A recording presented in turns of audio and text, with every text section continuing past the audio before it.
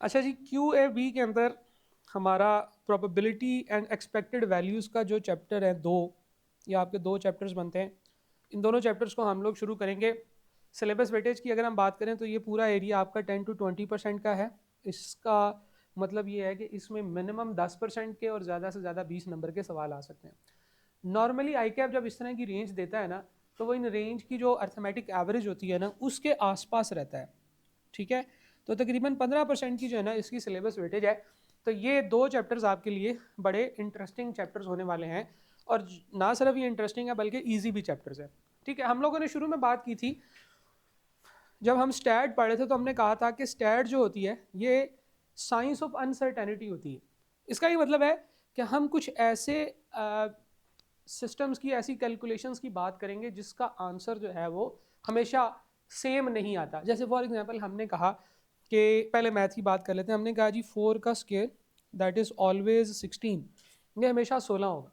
ये एक सवाल था कि 4 का स्क्वायर क्या होता है, तो हमने कहा जी ये 16 ही होता है। जहाँ पे मर्जी चले जाएं, अंटार्कटिका पे चले जाएं, लाहौर चले जाएं, कराची चले जाएं, 4 स्क्वायर कैलकुलेट करेंगे तो वो 16 ही आएगा। लेकिन ये होता है जनाब हमारा मैथ्स।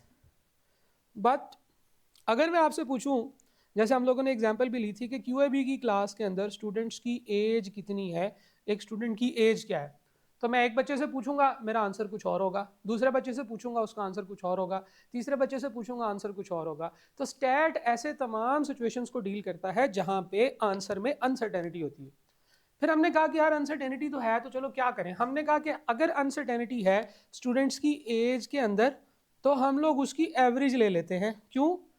क्योंकि जो एवरेज होगी वो उस पूरी पॉपुलेशन का ट्रू रिप्रेजेंटेटिव होगी। हम कह सकते हैं कि यार QAB की क्लास के अंदर ऑन एवरेज 22 साल का बच्चा बैठा होता है, लेकिन रिजल्ट्स ज़्यादा भी होंगे कम भी होंगे।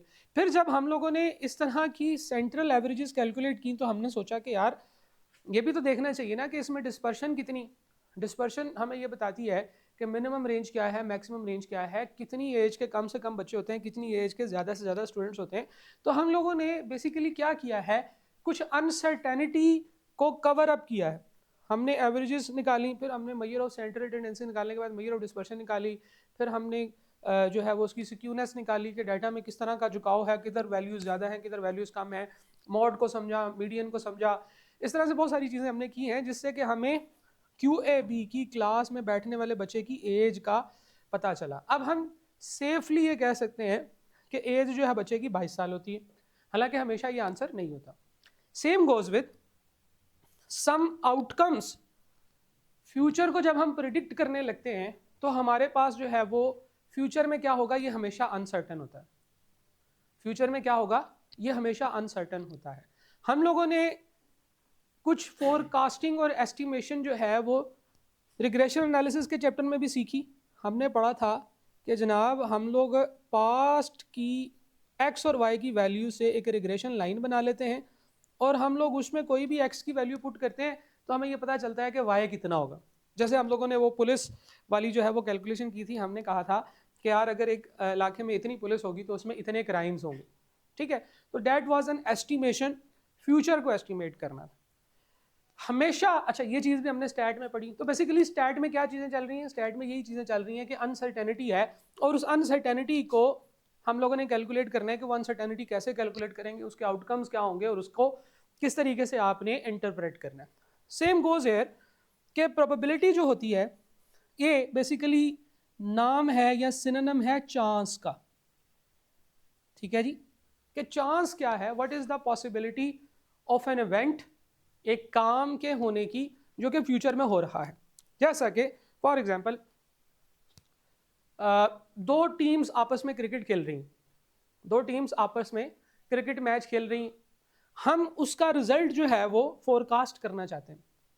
तो आपके जहन में आएगा सर एक टीम ए है एक बी है, जो टीम अच्छा खेलेगी वो जीत जाएगी, टीम ए भी जीत सकती है टीम बी भी जीत सकती है। ठीक हो गया जी। लेकिन अगर मैं आपको कहूं कि उसमें से एक टीम जो है वो पाकिस्तान की क्रिकेट टीम है और दूसरी क्रिकेट टीम जो है वो इंडिया की क्रिकेट टीम है, और पाकिस्तान की क्रिकेट टीम जो है वो आपको पता है कि उसके बारे में कुछ नहीं कह सकते, सारे फोरकास्ट उसके जो है वो गलत हो जाते हैं। तो अब आप सोचेंगे नहीं सर देखें, इस वक्त जो है वो पाकिस्तान की क्रिकेट टीम जो है वो तो बहुत ही हल्का परफॉर्म कर रही है, हाँ, इंडिया की क्रिकेट टीम जो है वो बहुत अच्छी परफॉर्म कर रही है, तो हमें लगता है कि इंडिया की क्रिकेट टीम के जीतने के चांसेस ज़्यादा हैं।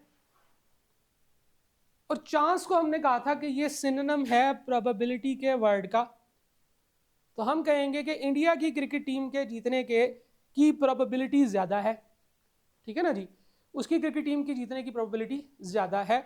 वो बहुत सारे उसके जो है ना फैक्टर्स हो सकते हैं, हम देखेंगे कि उसके अंदर जो है वो जो प्लेयर्स जो है जो खेल रहे हैं उनकी एवरेज कितनी अच्छी है, इनका पास्ट एक्सपीरियंस कैसा है, पाकिस्तान और इंडिया के मैचों के दरमियान में क्या होता रहा है। हाँ, ये अलग बात है कि हमारी क्रिकेट टीम जो है वो कुछ भी सरप्राइज़ दे सकती है, ठीक है, वो बड़ी हल्की से हल्की टीम से हार सकती है, ठीक है, जैसे कि यूएसए, जैसा कि कीनिया, और बहुत अच्छी टीम को हरा सकती है। तो ये चीज़ें नॉर्मली से अगर हम इनको साइड पर रखते हैं, ऑन एवरेज कैसी परफॉर्मेंस होती है हम इसको ज़रा जेहन में लेकर आते हैं।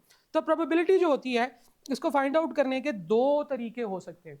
या तो आप पास्ट एक्सपीरियंस की बेसिस पे देख लें कि पास्ट में कोई काम कितनी दफ़ा हुआ है, और उसके बाद उसकी कैलकुलेशन कर लें, उसकी एक परसेंटेज कैलकुलेट कर लें। जैसा कि मैं कहता हूं कि पाकिस्तान और इंडिया के पिछले 30 मैचेस में से पाकिस्तान ने जो जीते थे, पाकिस्तान ने जो विन किए थे वो थे जनाब 10 मैच, और जो लूज़ किए थे वो थे जनाब 20 मैच, ठीक है।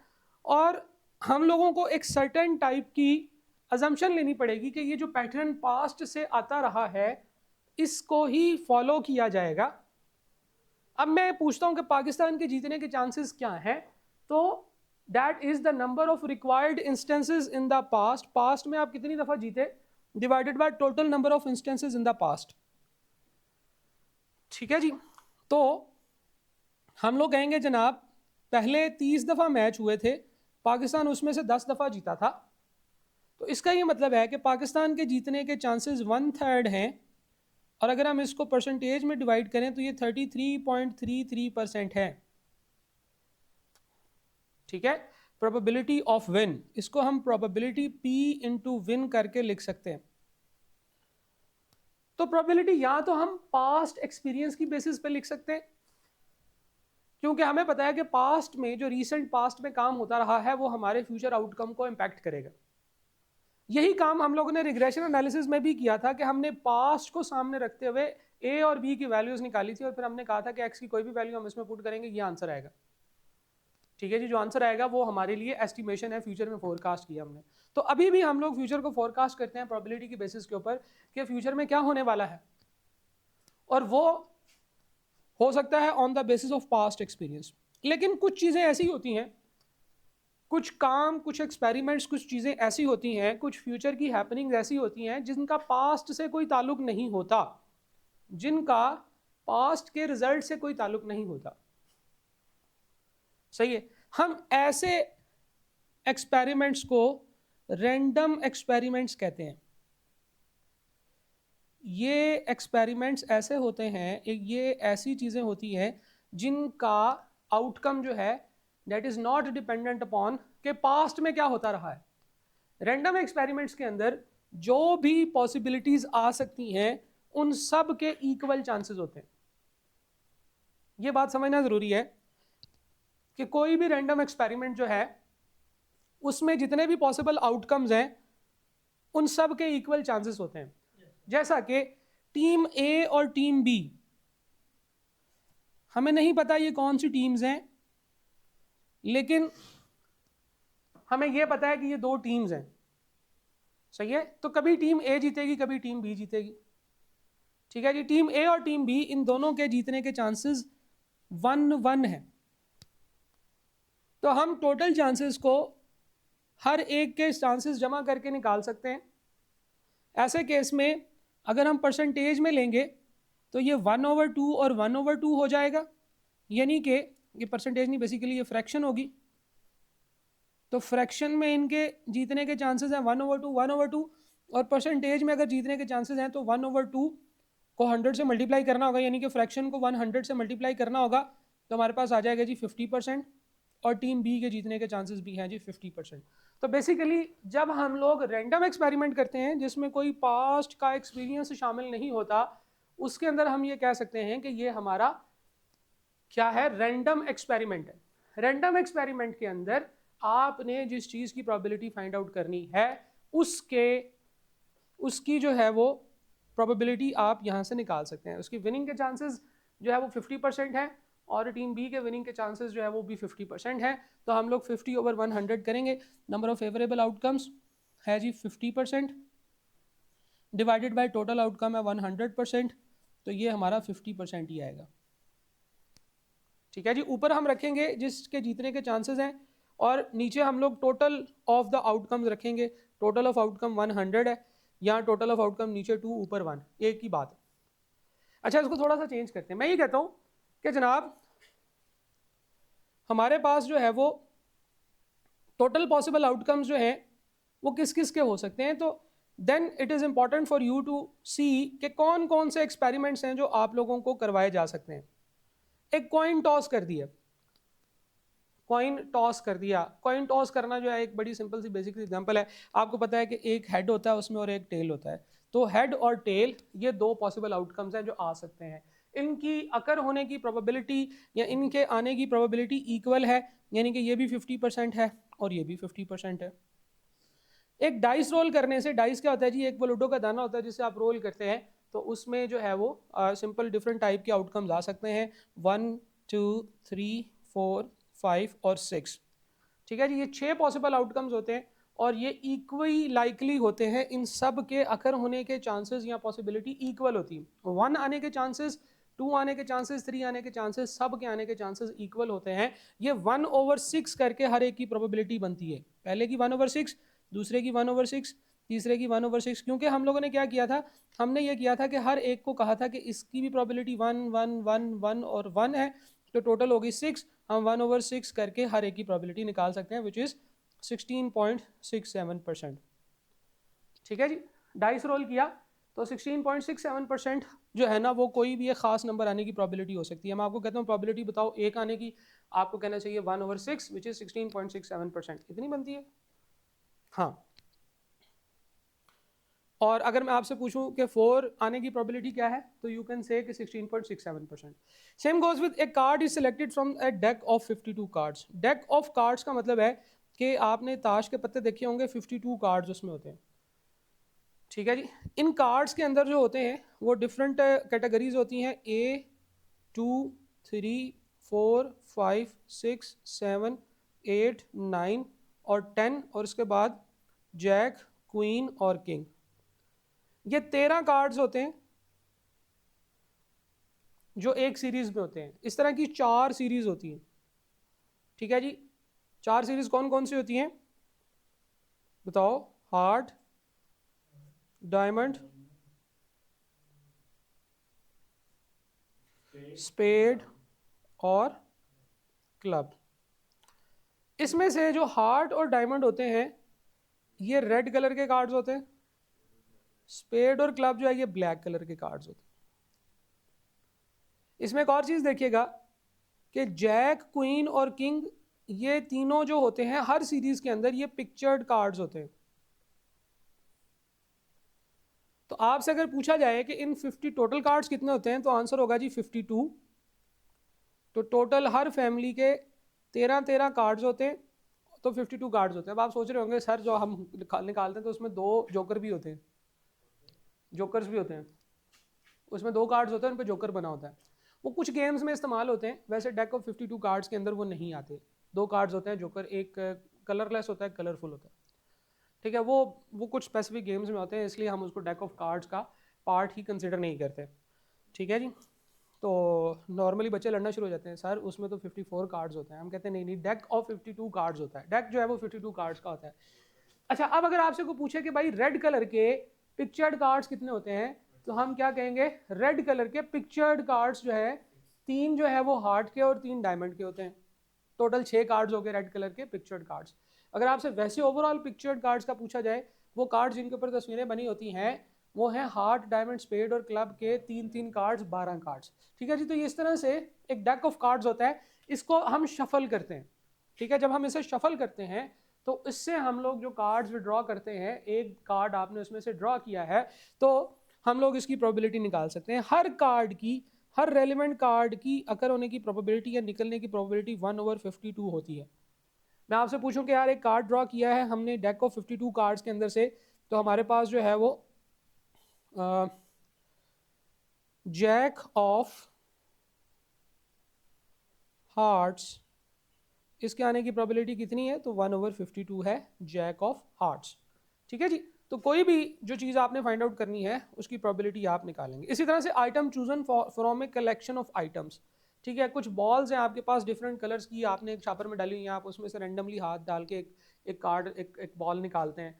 ठीक है जी। फिर आपके पास ऐसे होता है कि बहुत सारे बच्चों के नाम आपने इकट्ठे एक पर्ची पे लिख दिए, पर्चियों पे लिख दिए, और वो पर्चियाँ आपने एक छापर में डाली है, उससे आपने रेंडमली एक बच्चे का जो है वो नाम निकाला है।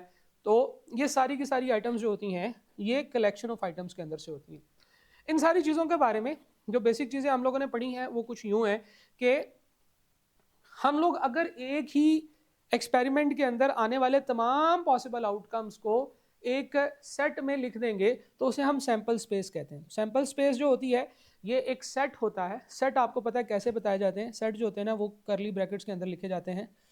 ठीक है जी। करली ब्रैकेट्स के अंदर आइटम्स के सेट लिख दिए जाते हैं, हर आइटम को आपस में कॉमा से सेपरेट कर दिया जाता है। तो ये हमारी होती है जी सैंपल स्पेस। कोई भी आउटकम जो सिंगल आउटकम होता है उसे हम सैंपल पॉइंट कहते हैं। सैंपल स्पेस की तमाम आइटम जो होती हैं ये इक्वी लाइकली होती हैं, यानी उनकी प्रोबेबिलिटी सेम होती है। जैसे हेड और टेल आने की प्रोबेबिलिटी 50-50% है, और एक जब आप कार्ड डेक को 52 कार्ड्स में से आप सेलेक्ट करते हैं तो उसकी प्रोबेबिलिटी 1/52 है। तो वो हर कार्ड की प्रोबेबिलिटी 1/52 होती है, हर आइटम की प्रोबेबिलिटी सेम होती है। इक्वी लाइकली इवेंट्स ऐसे इवेंट्स को कहते हैं, इक्वी लाइकली आउटकम्स ऐसे आउटकम्स को कहते हैं जिनकी प्रोबेबिलिटी जो है वो इक्वल होती है।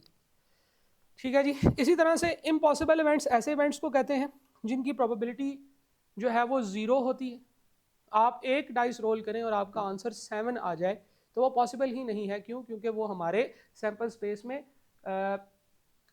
जो है वो एग्जिस्ट ही नहीं करता, अवेलेबल ही नहीं। इसी तरह से 1 is the certain event, sure event, जिसकी प्रोबेबिलिटी 100 के इक्वल होगी। हाँ, 0 और 100 के दरमियान में जो प्रोबेबिलिटीज होती है वो डिफरेंट आउटकम्स की होती है और ये भी इक्वल होती है। ठीक है जी। एक चीज याद रखिएगा कि probability of occurring some event and probability of not occurring the event ये इक्वल टू 1 होती है। ठीक है जी। पाकिस्तान के जीतने की प्रोबेबिलिटी और पाकिस्तान के हारने की प्रोबेबिलिटी, इनको जमा करेंगे तो आंसर 1 के इक्वल आएगा। 6 आने की प्रोबेबिलिटी और 6 ना आने की प्रोबेबिलिटी, इन दोनों को जमा करेंगे तो आंसर 1 के इक्वल आएगा। एक जैक ऑफ हार्ट सिलेक्ट करने की प्रोबेबिलिटी और जैक ऑफ हार्ट सिलेक्ट ना करने की प्रोबेबिलिटी अगर आपने फाइंड आउट करनी है तो वो आपके पास आंसर 1 के इक्वल आएगा। यानी कि फॉर एग्जांपल मैं कहता हूं जी कि एक हमने डाइस रोल की है, डाइस इज रोल्ड, ये है आपका एक्सपेरिमेंट। इस एक्सपेरिमेंट की बेसिस पे आपका एक सैंपल स्पेस जो है वो डिफाइन होती है। सैंपल स्पेस जो है वो क्या है? सैंपल स्पेस है जनाब 1 2 3 4 5 और 6। वो कहते हैं what is the probability of 6। तो प्रोबेबिलिटी ऑफ 6 जो होगी, आप देखें कि सैंपल स्पेस में टोटल 6 आइटम्स हैं और आपकी जो आइटम जो आपको चाहिए वो एक ही दफ़ा सैंपल स्पेस में आ रही है, तो 1/6 यानी कि 16.67% होगी। ठीक है जी। Probability of not 6 will be equal to 1 minus probability of 6। ठीक है जी। तो इसका ये मतलब है कि 1 माइनस प्रोबेबिलिटी ऑफ 6 का क्या मतलब है जी? 1 माइनस 16.67% जो कि आपकी 5/6 बनती है। ठीक है। तो ये है दो इवेंट्स जो कि एक दूसरे की प्रोबेबिलिटी को जमा कर देते हैं। Sum of the all the possible outcome is equal to 1 and hence called complement. ठीक है जी।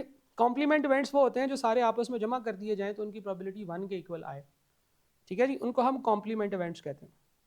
खैर बहरहाल ये कुछ डेफिनेशंस थी प्रोबेबिलिटी की। तो प्रोबेबिलिटी के अंदर अगर प्रोबेबिलिटी का मैप हम समझने की कोशिश करें तो ये कुछ जो है ना ये डिवीजन मैंने बनाई है, इसी तरह से आपने इसको समझना है। प्रोबेबिलिटी हम सबसे पहले समझेंगे सिंगल एक्सपेरिमेंट के अंदर सिंगल आउटकम मल्टीपल आउटकम्स। ठीक है जी। और फिर उसके बाद हम लोग सक्सेसिव एक्सपेरिमेंट्स में देखेंगे कि एंड लॉ है, कंबाइंड सैंपल स्पेस है, using concepts of permutation and combination, ये इस तरह से फॉल करता है। ये हम आहिस्ता आहिस्ता थोड़ी थोड़ी देर बाद मैं वापस आके आपको ये बताता रहूँगा कि ये प्रोबेबिलिटी के अंदर देखो हम लोग ये चीज़ कर रहे हैं, यहाँ तक पहुँचे हम। तो जनाब प्रोबेबिलिटी फाइंड आउट करने के लिए सिंगल एक्सपेरिमेंट के अंदर सिंगल आउटकम की प्रोबेबिलिटी बहुत ही आसान, अभी हमने देख ली है। हमने एक डाइस रोल की, हमने एक कार्ड जो है वो डेक ऑफ कार्ड से निकाला, हमने एक आइटम जो है वो कलेक्शन ऑफ आइटम से निकाली, हमने कोई भी एक्सपेरिमेंट एक दफ़ा परफॉर्म किया, इसको हम कहते हैं सिंगल एक्सपेरिमेंट। ये बड़ा ज़रूरी है कि हम सिंगल एक्सपेरिमेंट और मल्टीपल एक्सपेरिमेंट्स को अलग अलग करके सीखें। पहले हम सिंगल एक्सपेरिमेंट को समझते हैं। सिंगल एक्सपेरिमेंट में अगला सवाल ये है कि हम जो प्रोबेबिलिटी फाइंड आउट करना चाहते हैं वो सिंगल आउटकम की है कि मल्टीपल आउटकम की है। ठीक है जी, मल्टीपल आउटकम क्या होता है, हम कहते हैं कि यार प्रोबेबिलिटी बता दो ये या ये या ये। ठीक है जी, तो सिंगल एक्सपेरिमेंट के अंदर हम लोगों ने मल्टीपल आउटकम्स की प्रोबेबिलिटी या सिंगल एक्सपेरिमेंट में सिंगल आउटकम की प्रोबेबिलिटी सीखनी है, जिसके लिए हमारे पास जो है वो ये हम लोगों ने यहाँ पे देख लिया। तो जैक ऑफ हार्ट्स हम लोग क्या करेंगे, हम सिंपल अपने जो टोटल सैंपल स्पेस है उसके अंदर देखेंगे कि ये चीज़ कितनी दफ़ा मौजूद है, और फिर उसके बाद हम डिवाइड कर देंगे टोटल आइटम से। फॉर एग्जांपल ये चीज़ समझते हैं जी, एक और एग्जांपल से।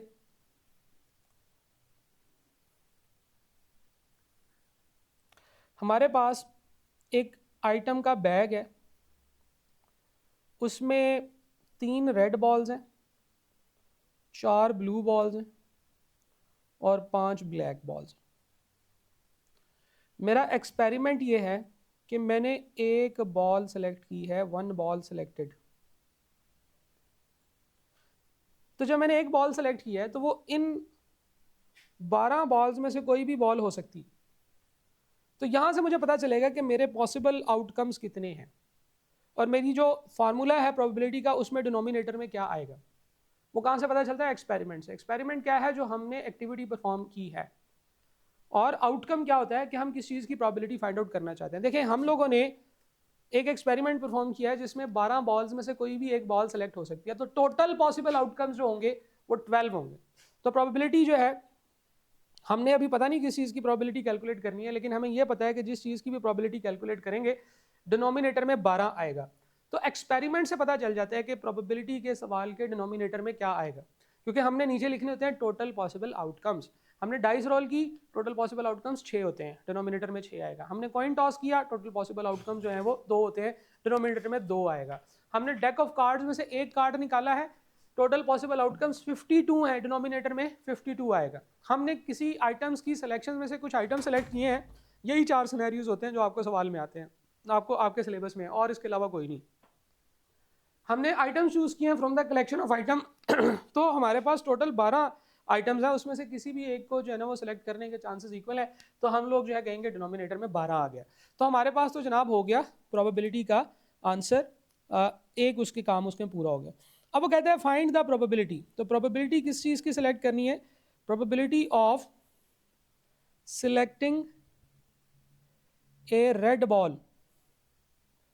रेड बॉल को सिलेक्ट करने की प्रोबेबिलिटी। अब हम सैंपल स्पेस में थोड़े थोड़े जाएंगे और देखेंगे कि रेड बॉल कितनी दफ़ा है। सैंपल स्पेस में रेड बॉल है 3, तो हमारा आंसर क्या होगा जी, 3/12। तो ये हमारे पास प्रोबेबिलिटी इसकी कितनी बनेगी, 25%। तो अगर आप बॉल्स में, बॉल का एक बैग है उसमें से आप कुछ बॉल सेलेक्ट करते हैं, एक बॉल सेलेक्ट करते हैं, probability of selecting the red ball is 25%।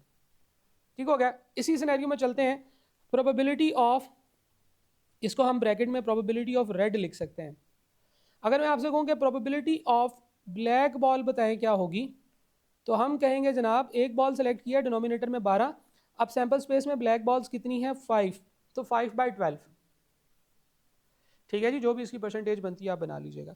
अगर मैं आपसे पूछता हूँ कि प्रोबेबिलिटी ऑफ ग्रीन बॉल्स कितनी है, तो हम कहेंगे कि हाँ जी नीचे तो 12, लेकिन ऊपर क्या लिखें, ग्रीन बॉल्स तो हमारे सैंपल स्पेस में है ही नहीं, तो 0/12। तो इसकी प्रोबेबिलिटी 0% है। इसका मतलब ये है कि ये इम्पॉसिबल इवेंट है। सही है जी। अगर हम डेक ऑफ कार्ड्स में से कार्ड सेलेक्ट करते हैं, जैसा कि यहाँ पे है, अगर हम डेक ऑफ कार्ड्स में से कार्ड सेलेक्ट करते हैं, 1 कार्ड इज सिलेक्टेड, ये हमारा एक्सपेरिमेंट है। ठीक है जी, 1 कार्ड इज सिलेक्टेड, ये हमारा क्या है जी, एक्सपेरिमेंट है। एक्सपेरिमेंट से हमें पता चलेगा कि डिनोमिनेटर में क्या आएगा, डिनोमिनेटर में 52 आने वाला है। अब प्रोबेबिलिटी फाइंड आउट करनी है कि पिक्चर्ड कार्ड सेलेक्ट हो जाए, पिक्चर्ड कार्ड सेलेक्ट करने की प्रोबेबिलिटी कितनी? हमें पता है कि हमारी सैंपल स्पेस में पिक्चर्ड कार्ड कितने हैं, कितने हैं जी? 12। तो प्रोबेबिलिटी ऑफ पिक्चर्ड कार्ड जो है वो हमारी बनेगी 12/52 मल्टीप्लाई बाय 100। प्रोबेबिलिटी परसेंटेज में बता सकते हैं या फ्रैक्शन में भी बता सकते हैं, 0.3। ठीक है जी। तो 12/52 जो है ये पिक्चर्ड कार्ड की प्रोबेबिलिटी है, सही है। इसी तरह से probability of non pictured card क्या होगी? हम लोग अपनी सैंपल स्पेस में थोड़े थोड़े जाएंगे और नॉन पिक्चर्ड कार्ड्स काउंट कर लेंगे। हमें पता है वो कितने हैं, 40 है। हर फैमिली के 10 कार्ड नॉन पिक्चर्ड हैं और 4 फैमिलीज हैं। ठीक है जी। तो ये हमारे पास 40/52 हो जाएगा। लेकिन अभी हम ये भी पढ़ के आए हैं कि probability of non pictured card जो है, नॉन पिक्चर्ड कार्ड की प्रोबेबिलिटी जो है that is equal to 1 minus probability of pictured card. ये भी तो है। पिक्चर्ड कार्ड यानी कि वो कार्ड जिनकी पिक्चर है वो, उसमें से हम लोग 1 माइनस कर देंगे, 1 माइनस, तो 1 minus probability of pictured card कितनी थी, 12/52। तो 1 माइनस 12/52 करेंगे तो भी आपके पास सेम ही आंसर आएगा। ज़रा बताओ इसका क्या आंसर आता है और इसका क्या आंसर आता है? ठीक है, ज़रा डिले हो गए आप लोग, ज़रा मुझे बताओ 40/52 का आंसर क्या आता है? 1/12/52 का क्या आंसर आता है? 40/52 क्या आता है जी? 76.92% हो गया जी। और ये कितना आएगा? 1 माइनस 12/15। सेम ही आएगा क्यों भाई?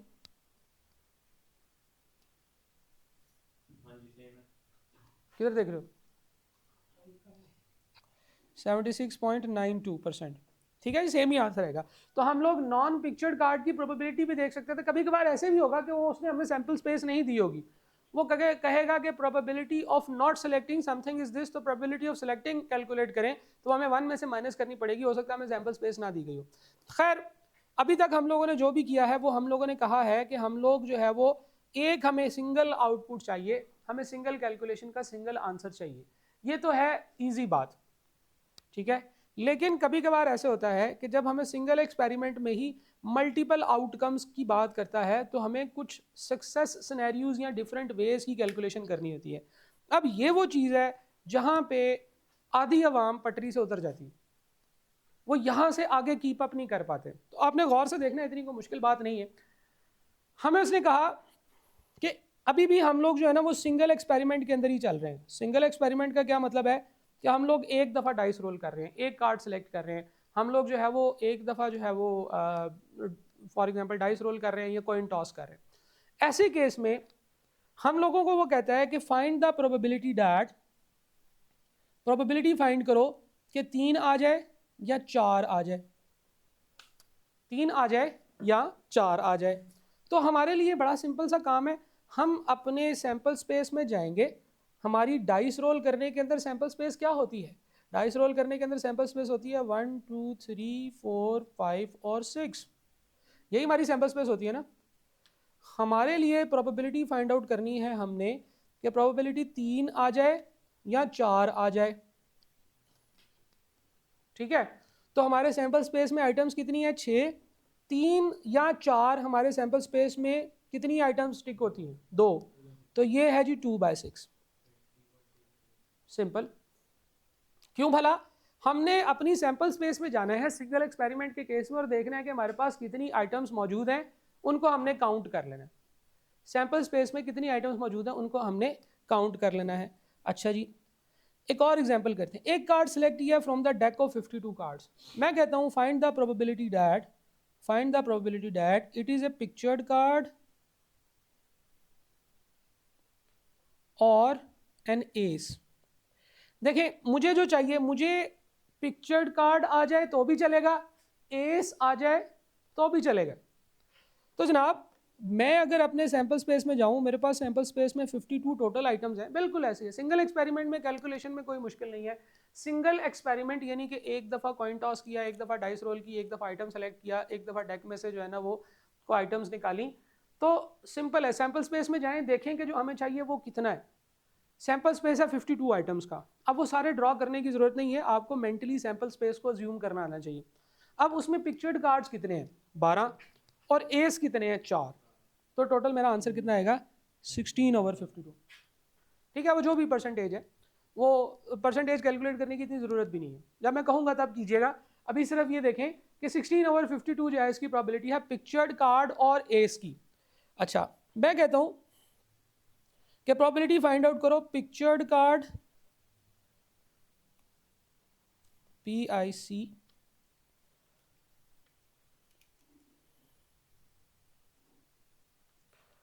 पिक्चर्ड कार्ड और जैक की।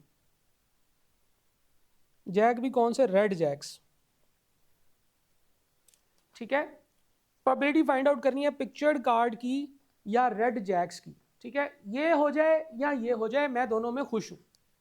मल्टीपल आउटकम्स के केस में जो पूछने वाला होता है वो ये कहता है कि यार बताओ या ये आउटकम आ जाए या ये आउटकम आ जाए, आई एम ओके। ठीक है, दिस और दिस। ठीक है, इसमें फोकस किस चीज पे है, और के ऊपर है, तो ये आ जाए या ये आ जाए। अच्छा, सिंपल है, हम लोग अपने टोटल आइटम्स लिखेंगे। टोटल हमारी प्रोबेबिलिटी के कितने आइटम्स हैं 52। अब हमारे डेक ऑफ कार्ड में कितने आइटम्स ऐसे हैं जो पिक्चर्ड हैं या रेड जैक्स हैं। हमारे 12 पिक्चर्ड कार्ड्स हैं। उन 12 पिक्चर्ड कार्ड्स में कौन कौन से हैं, किंग क्वीन और जैक, चारों फैमिलीज के 12 वो हो गए। रेड जैक्स भी इसमें काउंट हो गए। एक आइटम को 2 दफा तो नहीं ना काउंट करना हमने, ठीक है ना। Red jacks already pictured cards में काउंट हो चुके हैं। तो जब हम लोग क्रॉस करेंगे हम एक एक को काउंट करते जाएंगे और हाईलाइट करते जाएंगे। जैसे यहाँ पे हमने 2 हाईलाइट किए हैं कि ये काउंट कर लो, ये काउंट कर लो, ये काउंट कर लो, पिक्चर्ड कार्ड या रेड जैक। अब हमारे पास 12 पिक्चर्ड कार्ड्स हैं, रेड जैक भी उसी के अंदर टिक हो जाएंगे। तो टोटल हमारे आइटम्स जो हमारी सैंपल स्पेस में पिक्चर्ड कार्ड्स हैं या रेड जैक हैं वो 12/52 12 आइटम्स हैं। तो हमारी इसकी प्रोबेबिलिटी 12/52 बनेगी। ठीक है जी।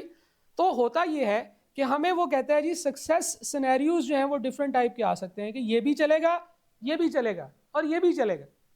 लेट्स सपोज कि मैं डाइस रोल कर रहा हूँ और मुझे गेम ऐसे चल रही है कि मुझे 3 आ जाए तो मैं ओपोनेंट की जो वो गाड़ी है उसको मार सकता हूँ। मुझे 4 आ जाए तो मेरी एक गाड़ी है पुगने वाली है, मैं उसको पुगा लूँगा। मुझे 5 आ जाए तो जो है वो मैं एक और मार सकता हूँ। ठीक है जी, यानी कि एक से भी मार सकता हूँ, नहीं एक से नहीं, 3, 4 और 5, इन तीनों से जो है वो ये तीनों ही मेरे फेवरेबल आउटकम्स हैं। तो मेरा आपसे ये सवाल ये है कि क्या चांसेस हैं कि मैं एक दफ़ा डाइस रोल करूँगा तो मुझे दोबारा बारी मिल जाएगी। आपको पता है 6 पे भी दोबारा बारी मिलती है। ठीक है, मैं 3 रोल करूँगा, मैं मार के दोबारा जो है ना वो बारी ले सकता हूँ। 4 करूँगा तो भी जो है वो मैं वो जो मेरी गाड़ी पुगा के जो है वो मैं आगे चला जाऊँगा। 5 आएगा तो भी मैं गाड़ी मार के जो है दोबारा शुरू कर लूँगा, और 6 आ जाएगा तो फिर तो दोबारा चलना ही चलना है। तो जनाब मैं आपसे ये पूछूँ कि मेरी प्रोबेबिलिटी ऑफ सेकंड टर्न कितनी होगी। तो मैं कहूँगा कि अभी जो मैं फर्स्ट टर्न में डाइस रोल करूँगा तो 6 पॉसिबल आउटकम्स हो सकते हैं। तो मुझे सेकंड टर्न मिलेगी 3 आने से, 4 आने से, 5 आने से और 6 आने से, यानी कि मेरी टोटल 4 पॉसिबल आउटकम्स ऐसे हैं जिससे मुझे सक्सेस मिल सकती है। तो मेरी सेकंड टर्म की जो प्रोबेबिलिटी है वो बेसिकली है प्रोबेबिलिटी ऑफ 3 और 4 और 5 और 6। तो सिंगल एक्सपेरिमेंट में मल्टीपल आउटकम्स हमारे अगर फेवरेबल आउटकम्स हो, हम फेवरेबल आउटकम्स ऐसे आउटकम्स को कहते हैं जिसकी प्रोबेबिलिटी फाइंड आउट करना चाहते हैं। तो अगर मैं प्रोबेबिलिटी फाइंड आउट करना चाहता हूं कि 3 आने की प्रोबेबिलिटी कितनी है तो वो होगी 1/6। ठीक है, इसमें से अगर मैं आपसे पूछूं इसी सिनेरियो में कि डाइस रोल करते हुए व्हाट इज द प्रोबेबिलिटी कि मैं किसी और की कोई टैनी मार दूंगा, उसकी प्रोबेबिलिटी क्या है, वो 3 से है और 5 से है, तो वो 2/6 है। तो हम लोग क्या करते हैं, लूडो की एग्जांपल इसलिए दे रहा हूँ कि आप लोग लूडो खेलते हैं, वैसे ज़्यादा जो इसकी अच्छी एग्जांपल है ना वो ताश के पत्तों से होती है। लेकिन अगर आपके ताश के पत्ते अगर आप खेलते हुए पकड़े गए या ये वीडियो देखते हुए आपके जो है ना वो पेरेंट्स ने आपको पकड़ लिया, तो वो आपके साथ साथ मुझे भी जो है वो ढूंढ के तो बातें सुना सकते हैं। इसलिए मैं कार्ड्स की एग्जांपल नहीं दे, कॉलेज पहुंच जाएंगे फिर क्या करेंगे हैं? हाँ वो कहेंगे कॉलेज ला, उन्होंने कह रहे हैं जी ये तो टीचर ताश खेलना सिखा रहे हैं, हाँ बच्चों को जुए पे लगा रहे हैं। तो इसलिए भाई सिर्फ और सिर्फ डाइस के रोल, हालांकि डाइस के रोल के ऊपर भी बड़ा जुआ होता है, हाँ लेकिन वो जो है ना वो बस वो ताश ऐसे ही खेल रहे होते हैं, उनको समझ नहीं आ रही होती। इसीलिए आज तक कभी देखा किसी नशेई को जीतते हुए? हमेशा नशेई हारते हैं, ठीक है, क्योंकि ये गेम तो है मैथमेटिशियंस की, सही है, कार्ड्स वगैरह की जो गेम है ये मैथमेटिशियंस की गेम है। नशेई इसको जब खेलता है तो वो हारता ही है मोस्टली, ठीक है, नशे में जुए में हार गए, ये हो गया वो हो गया। कभी किसी को देखा है नशे में जीतते हुए? अच्छा अगर ये हारते हैं तो जीतता कौन है, ये नहीं समझ आती। खैर चलें, अच्छा जी, one card is selected from a deck of card. अभी भी हम लोग जिस चीज़ के ऊपर फोकस है ना हमारा, वो वन कार्ड के ऊपर है। हम लोगों ने एक कार्ड सेलेक्ट किया, एक डाई सेलेक्ट की, one item is chosen, so on and so forth, whatever जो भी आप करें, लेकिन what you are doing is कि आप जो है वो इसके अंदर ही रह रहे हैं, ठीक है। अच्छा इस चीज़ को, ये जो और है ना, इसको एक लॉ, उन्होंने कहा यार ये तो बड़ा इजी है, बड़ा आसानी से समझ आ रहा है कि क्या करना होगा। हम लोगों ने सैम्पल स्पेस को देखनी है, सैम्पल स्पेस में जाना है, जो जो चीज़ें हमें चाहिए वो हम काउंट करके ले आएंगे, तो वो डिवाइड करेंगे total number of sample space के साथ। तो ये तो बड़ा आसान है, बच्चे तो पास हो जाएंगे। तो बच्चों को फेल करने के लिए इसका एक लॉ बनाते हैं, और वो लॉ क्या था? वो लॉ था और लॉ। और लॉ जो है वो कहता है कि अगर बीच में और आ जाए तो आसान काम नहीं करना आपको, हम मुश्किल काम हम सिखाएंगे। आसान काम क्या था कि आप टोटल सैंपल स्पेस अज्यूम करें, उस सैंपल स्पेस में वो तमाम आइटम्स जो इनमें से किसी भी एक कंडीशन को फुलफिल करते हैं उनको टिक करें, ऊपर रखें, नीचे total number of sample space रखें और कैलकुलेशंस कर लें। ठीक हो गया। लेकिन भैया इन्होंने कहा कि अगर इतनी आसानी से काम हो जाए तो फिर तो मज़ा नहीं आएगा। उन्होंने कहा कि भाई और ला होगा। अगर हम लोग प्रोबेबिलिटी फाइंड आउट करना चाहते हैं फॉर एग्जांपल 3 और 4 की, तो हमें पहले प्रोबेबिलिटी फाइंड आउट करनी है 3 की, उसमें जमा करनी है प्रोबेबिलिटी ऑफ 4, और फिर उसमें से माइनस करनी है प्रोबेबिलिटी ऑफ 3 एंड 4, यानी कि वो आइटम्स जो पहला भी है और दूसरा भी है उनकी प्रोबेबिलिटी को माइनस करना है। इस केस में तो हम कहेंगे प्रोबेबिलिटी ऑफ 3 कितनी है 1/6, प्रोबेबिलिटी ऑफ 4 कितनी है 1/6, और कोई एक ऐसा आइटम नहीं है जो 3 भी है और 4 भी है, तो वो 0/6 होगी। ऐसा तो कोई नंबर ही नहीं होता जो 3 भी हो और 4 भी हो, डाइस के ऊपर या 3 होगा या 4 होगा। तो और ला ये कहता है कि हम उनकी इकट्ठी प्रोबेबिलिटी जो है इसमें से माइनस करेंगे। ये यूजलेस है, ये चीज़ 3 भी हो और 4 भी हो, ये यहाँ पे मीनिंगलेस बात है। लेकिन इस सिनेरियो में कि वो पिक्चर्ड कार्ड भी है या रेड जैक है, ये हमारे लिए जो है ये चीज़ या ये फार्मूला जो है ये सेंस क्रिएट करेगा। तो यहाँ पे देखिएगा ज़रा, हमने तो सीधा सीधा सैंपल स्पेस के अंदर से जाके 3 और 4 काउंट किए तो हमारे पास आंसर आया 2/6, लेकिन और ला के तरीके से करेंगे तो भी हमारा आंसर 2/6 ही आएगा, लेकिन ज़रा स्वैग के साथ आया है, फार्मूले के साथ आया है। तो प्रोबेबिलिटी जब हम लोगों ने मल्टीपल सक्सेस सिनेरियोज की कैलकुलेट करनी होती है तो फिर हम लोग जो है एंड लॉ लेकर और लॉ लेकर आते हैं, जो ये कहता है कि यहाँ ये आ जाए या ये आ जाए सिंगल एक्सपेरिमेंट के अंदर, या 3 आ जाए या 4 आ जाए, तो 3 की प्रोबेबिलिटी अलग लिखें, 4 की प्रोबेबिलिटी अलग लिखें, और उसमें से माइनस करें इनकी कंबाइंड प्रोबेबिलिटी। और कुछ जगहों पे जब हम आगे जाएंगे, जब हमारे एक्सपेरिमेंट्स कॉम्प्लेक्स होंगे, तो फिर हमें ये कैलकुलेशन करना थोड़ा सा मुश्किल लगेगा कि सैंपल स्पेस को सोच लें कि सैंपल स्पेस में क्या है, और फिर उसके बाद उसको जो है ना वो सम कर लें। तो यहाँ पे हमें ये चीज़ हेल्प करेगी, ये फार्मूला हेल्प करेगा। लेकिन इनिशियली जब हम छोटे एक्सपेरिमेंट्स में होते हैं, और इंटरेस्टिंगली आपको छोटे एक्सपेरिमेंट्स ही आने हैं, आपको बड़े बड़े एक्सपेरिमेंट्स नहीं आने, बड़े एक्सपेरिमेंट्स भी आएंगे तो हम लोग करेंगे उसको भी कि उसको क्या करना है। यहाँ पे देखते हैं प्रोबेबिलिटी ऑफ पिक्चर्ड कार्ड और red jack, probability of pictured card और रेड जैक, ये क्या होगी? ये होगी जी प्रोबेबिलिटी ऑफ पिक्चर्ड कार्ड पहले की probability plus probability of red jacks दूसरे की probability minus probability of pictured जो पिक्चर्ड भी हो और रेड जैक भी हो, यानी कि वो आइटम्स जिसमें दोनों खसूसियात पाई जाती हैं। तो प्रोबेबिलिटी ऑफ पिक्चर्ड और red jack, probability of pictured items हमारे पास कितनी है जी 52 के अंदर 12, रेड जैक कितने हैं 2। कितनी आइटम्स ऐसी हैं जो पिक्चर्ड भी हैं और रेड जैक भी हैं? तो वो अगेन फिर हम आइटम के अंदर सर्च करेंगे जो पिक्चर्ड भी हैं और रेड जैक भी है, तो pictured and red jack both, ये हमारे पास कितनी है जी, 2 आइटम्स हैं, यानी कि 2 रेड जैक हैं, वो पिक्चर्ड आइटम्स भी हैं, यानी कि वैसे तो सारी रेड जैक्स पिक्चर्ड आइटम्स हैं, तो हमने इसमें से माइनस की तो हमारे पास 12/52 आया। उतना ही आना था जो हमने यहाँ पे कैलकुलेट किया था, लेकिन हम ये समझ रहे हैं कि ये फार्मूला हमें कहाँ पे हेल्प करता है। तो इस फार्मूले को हम कहते हैं और लॉ। और लॉ जो है वो कहता है होर लॉ। और लॉ का मतलब है या ये आउटकम आ जाए या ये आउटकम आ जाए, सही है, या मैं इससे जीत जाऊंगा या इससे जीत जाऊंगा। डाइस में मुझे दोबारा बारी मिल जाएगी, या 3 आ जाए या 4 आ जाए या 5 आ जाए या 6 आ जाए, ठीक है। जब मैं कार्ड निकाल रहा हूं तो जब तक मेरा पिक्चर्ड कार्ड आता रहेगा मैं जीत जाऊंगा। पिक्चर्ड कार्ड निकालने की प्रोबेबिलिटी जो है वो मेरा जीतना है, या ये आ जाए या ये आ जाए। तो और लॉ जो है वो हमें ये बताता है कि जनाब सिंगल एक्सपेरिमेंट के अंदर जब हम लोग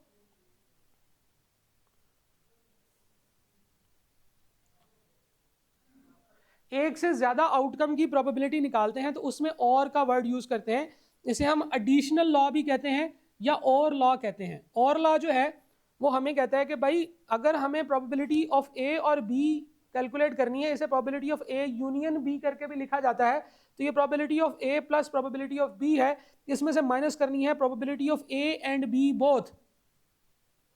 यानी कि अगर आपकी सैंपल स्पेस में कुछ ऐसी आइटम्स हैं जो पहली एक दफा काउंट हुई हैं पहले वाले में और फिर दोबारा दूसरे वाले में भी काउंट हो गई हैं, तो उसको एक दफा माइनस करना होगा ताकि डबल काउंटिंग ना हो। जैसा कि पिक्चर्ड रेड जैक जो है वो पिक्चर्ड कार्ड में भी काउंट हो गए और रेड जैक की काउंटिंग में भी काउंट हो गए, तो वो हमें माइनस करने पड़ेंगे एक दफा, दोनों दफा माइनस नहीं करने, क्योंकि एक चीज अगर 2 दफा काउंट किया है तो एक दफा माइनस करें ताकि एक दफा वो उसके अंदर शामिल रहे, ठीक है जी। अच्छा जी, ऐसे इवेंट्स जिनके अंदर 2 ऐसे इवेंट्स, अब ए और बी का आपस में रिलेशनशिप की बात हम करने लगे हैं, अगर ये probability of A and B both जो है ये जीरो हो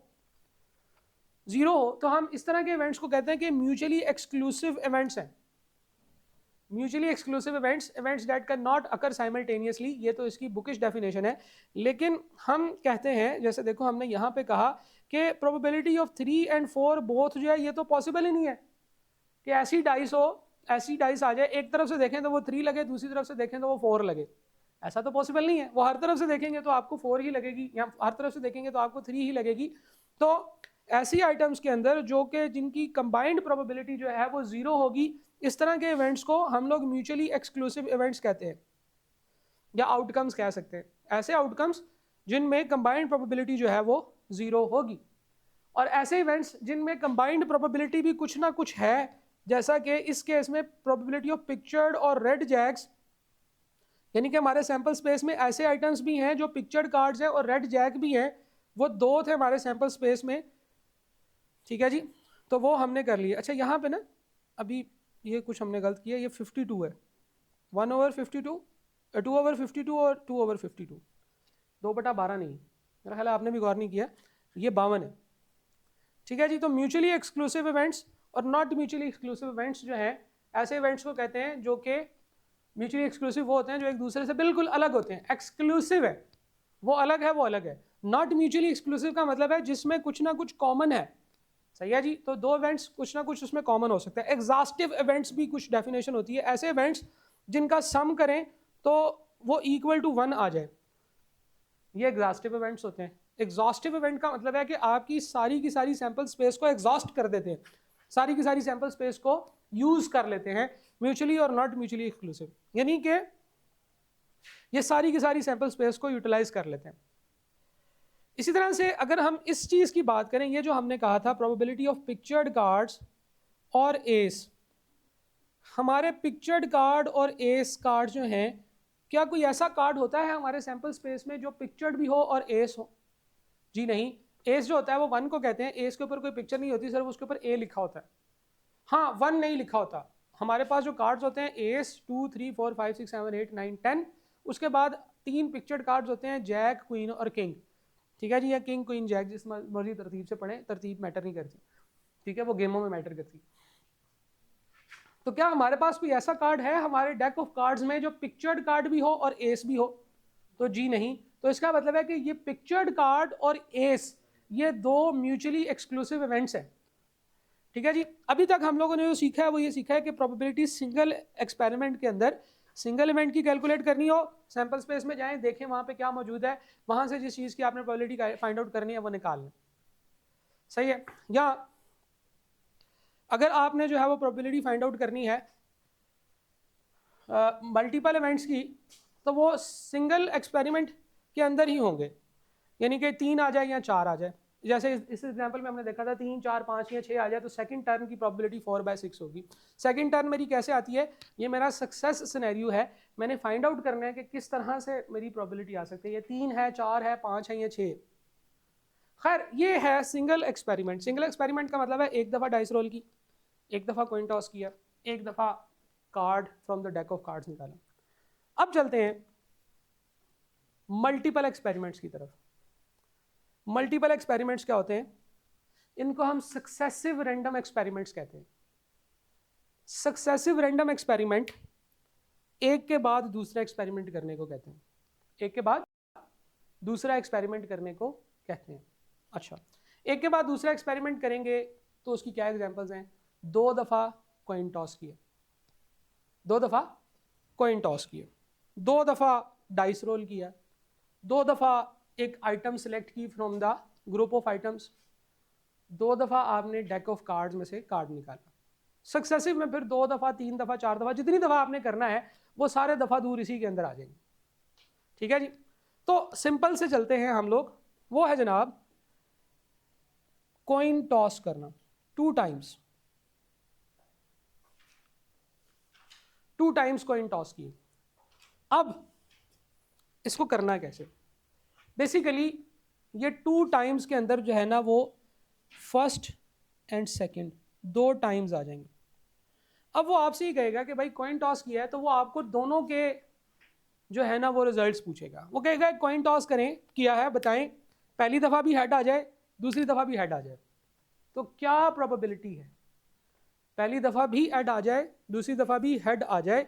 तो बेसिकली ये 2 कॉइन्स हैं, पहली दफ़ा आपने कॉइन टॉस किया, हेड आना चाहिए, दूसरी दफ़ा कॉइन टॉस किया, हेड आना चाहिए। तो ये 2 अलग अलग एक्सपेरिमेंट्स है, दूसरे एक्सपेरिमेंट का पहले एक्सपेरिमेंट से कोई फ़र्क नहीं है, कोई ताल्लुक नहीं। तो चीज़ें बहुत सिंपल है, हम लोग फर्स्ट टाइम के अंदर जो है वो हेड की प्रोबेबिलिटी निकालेंगे, वो आएगी 1/2। एक कॉइन है 2 दफ़ा, 2 टाइम्स लिखा हुआ है, 2 टाइम्स का मतलब है 2 दफ़ा एक काम किया। एक कॉइन है 2 दफ़ा टास्क किया, पहली दफ़ा हेड और दूसरी दफ़ा भी हेड, 1/12। और पहले के बाद दूसरे के आने की प्रोबेबिलिटी निकालनी है तो इनको आपस में मल्टीप्लाई करना होगा। तो आपके पास पहला भी हेड और दूसरा भी हेड जो है, इसका जो रिजल्ट आएगा वो आएगा जी 1/4। जब हम मल्टीप्लाई करते हैं 2 फ्रैक्शंस को, ऊपर वाले से मल्टीप्लाई कर देते हैं, नीचे वाले को नीचे वाले से मल्टीप्लाई करके इकट्ठा करके लिख देते हैं। तो पहली दफ़ा भी हेड आना और दूसरी दफ़ा भी हेड आना, इसकी प्रोबेबिलिटी है 1/4, बोले तो 25%। पहली दफ़ा हेड आने की प्रोबेबिलिटी 50% है, दूसरी दफ़ा हेड आने की प्रोबेबिलिटी भी 50% है, तो इनकी कंबाइंड प्रोबेबिलिटी 25% है, यानी कि दोनों की अपनी प्रोबेबिलिटीज़ को मल्टीप्लाई कर दिया जाए। एक तरीका ये है, एक तरीका ये है कि जब आपने सक्सेसिव एक्सपेरिमेंट्स करने हैं एक के बाद दूसरा, तो हर एक्सपेरिमेंट को अलग अलग करें, अलग अलग कमरों में रखें। पहले वाले को जाके देखें कि हाँ भाई तुम्हारे जगह पे जो है ना वो कौन सा आउटकम मुझे चाहिए, उसकी प्रोबेबिलिटी निकालें। फिर दूसरे वाले में जाएं, उसको भी एक सिंगल इंडिविजुअल एक्सपेरिमेंट कंसिडर करें और उसका आउटकम निकालें और इन दोनों के आंसर को मल्टीप्लाई कर दें।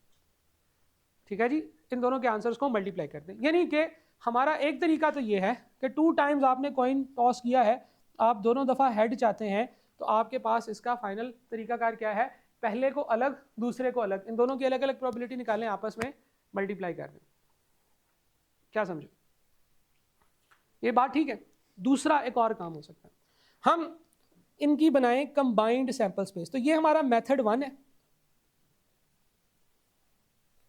Method number 1।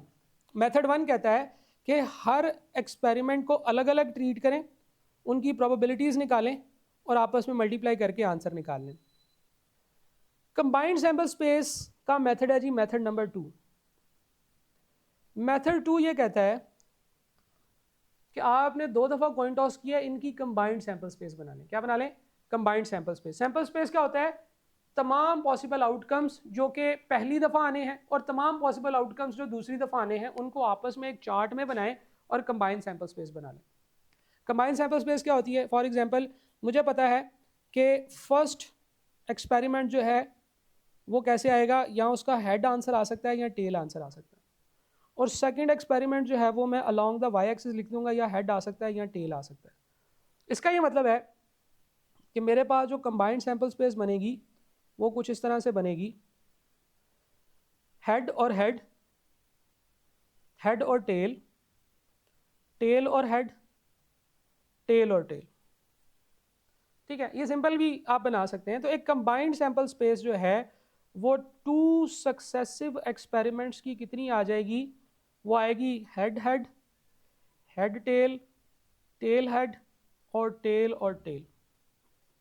अब ये कंबाइंड सैंपल स्पेस है जिसमें पहला आउटकम भी है और दूसरा आउटकम भी है, पहला आउटकम भी है और दूसरा आउटकम भी है। इसका ये मतलब है कि जब कभी मैंने अब प्रोबेबिलिटी फाइंड आउट करनी है, probability of first head and then head, तो मेरे पास जो कंबाइंड सैंपल स्पेस है ना दो एक्सपेरिमेंट्स की, उसको मैं देखूंगा, टोटल नीचे रखूंगा और सैंपल स्पेस में मेरे पास ये जितना आ रहा है मैं इसको जाके काउंट करके ऊपर लिख दूंगा।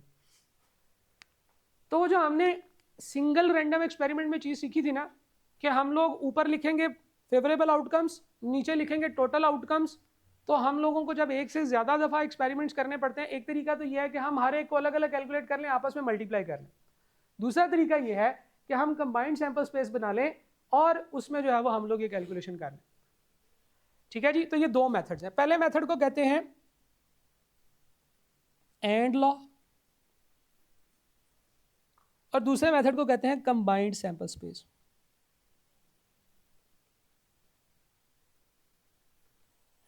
कुछ जगहों पे एंड लॉ आपको ज्यादा बेनिफिशियल लगेगा, कुछ जगहों पे आपको कंबाइंड सैंपल स्पेस ज्यादा बेनिफिशियल लगेगी, और कंबाइंड सैंपल स्पेस आपको मैक्सिमम सिर्फ इसी सिनेरियो में ज्यादा बेनिफिशियल लगती है। बाकी हर जगह पे एंड लॉ ही इस्तेमाल होता है, वो आपको ज्यादा हेल्प करेगा। एंड लॉ जो है वो क्या कहता है? वो कहता है कि हर एक को अलग अलग कंपार्टमेंटलाइज कर लो, हर एक्सपेरिमेंट को, हर एक्सपेरिमेंट की अलग अलग प्रोबेबिलिटी निकाल लो और उसके बाद उनको आपस में कर दो मल्टीप्लाई। ठीक है जी, जैसा कि एक और एग्जांपल देखते हैं। हम लोग मेथड ऊपर नीचे वैसे बना लेते तो ज़्यादा बेहतर था, लेकिन चलो यहाँ पे नीचे मैं बनाता हूँ। हमारा एक्सपेरिमेंट है, हम लोगों ने 2 टाइम्स एक डाइस रोल की है। तो 2 टाइम्स हैं, तो पहली दफ़ा फर्स्ट और सेकंड। ठीक है जी, पहली दफ़ा डाइस रोल की, जो आंसर आया वो हमने नोट कर लिया, फिर दूसरी दफ़ा डाइस रोल की। या ये बिल्कुल एक जैसी ही बात है कि 2 डाइसेस आर रोल्ड। हाँ जी, 2 डाइसेस आर रोल्ड। तो ये याद रखिएगा, ये एक ही चीज़ है। ठीक है, 2 डाइसेस रोल कर दी या एक डाइस 2 दफ़ा रोल कर दी, एक ही तरीके से इसका आंसर निकालना। पहली दफ़ा क्या आंसर आएगा, दूसरी दफ़ा क्या आंसर आएगा, ये देख लें। पहले के ऊपर क्या आंसर आएगा या दूसरे के ऊपर क्या आंसर आएगा जब 2 डाइसेस इकट्ठी रोल करनी है। तो तरीका इनका सेम है। डाइसेस रोल की हैं आपने, ये आपका एक्सपेरिमेंट है। पहली दफ़ा आपके टोटल पॉसिबल आंसर्स कितने होंगे जनाब? 6। दूसरी दफ़ा भी 6। मैं कहता हूँ कि फाइंड करो प्रोबेबिलिटी कि पहली दफ़ा मुझे 6 आए और दूसरी दफ़ा मुझे 5 आए, 6 देन 5। तो पहली दफ़ा की प्रोबेबिलिटी पहली दफ़ा में देखनी है, दूसरी दफ़ा की प्रोबेबिलिटी दूसरी दफ़ा में देखनी है। पहली दफ़ा प्रोबेबिलिटी किसकी है? 6 आने की प्रोबेबिलिटी। 6 आने की प्रोबेबिलिटी कितनी है? 1/6। दूसरी दफ़ा 5 आने की प्रोबेबिलिटी कितनी है? 1/6। तो पहली दफ़ा 6 और फिर उसके बाद दूसरी दफ़ा 5 आने की प्रोबेबिलिटी 1/6 इंटू 1/6 1/36 होगी। ये है हमारा मेथड नंबर 1। मेथड नंबर 1 क्या था जी? And law. एंड लॉ ये कहता है कि दोनों इवेंट्स को अलग अलग खानों में रख के अलग अलग सॉल्व कर लें, उनके आंसर्स को आपस में मल्टीप्लाई कर दें। दूसरा है हमारे पास, दूसरा मेथड क्या था जी? दूसरा मेथड था हमारे पास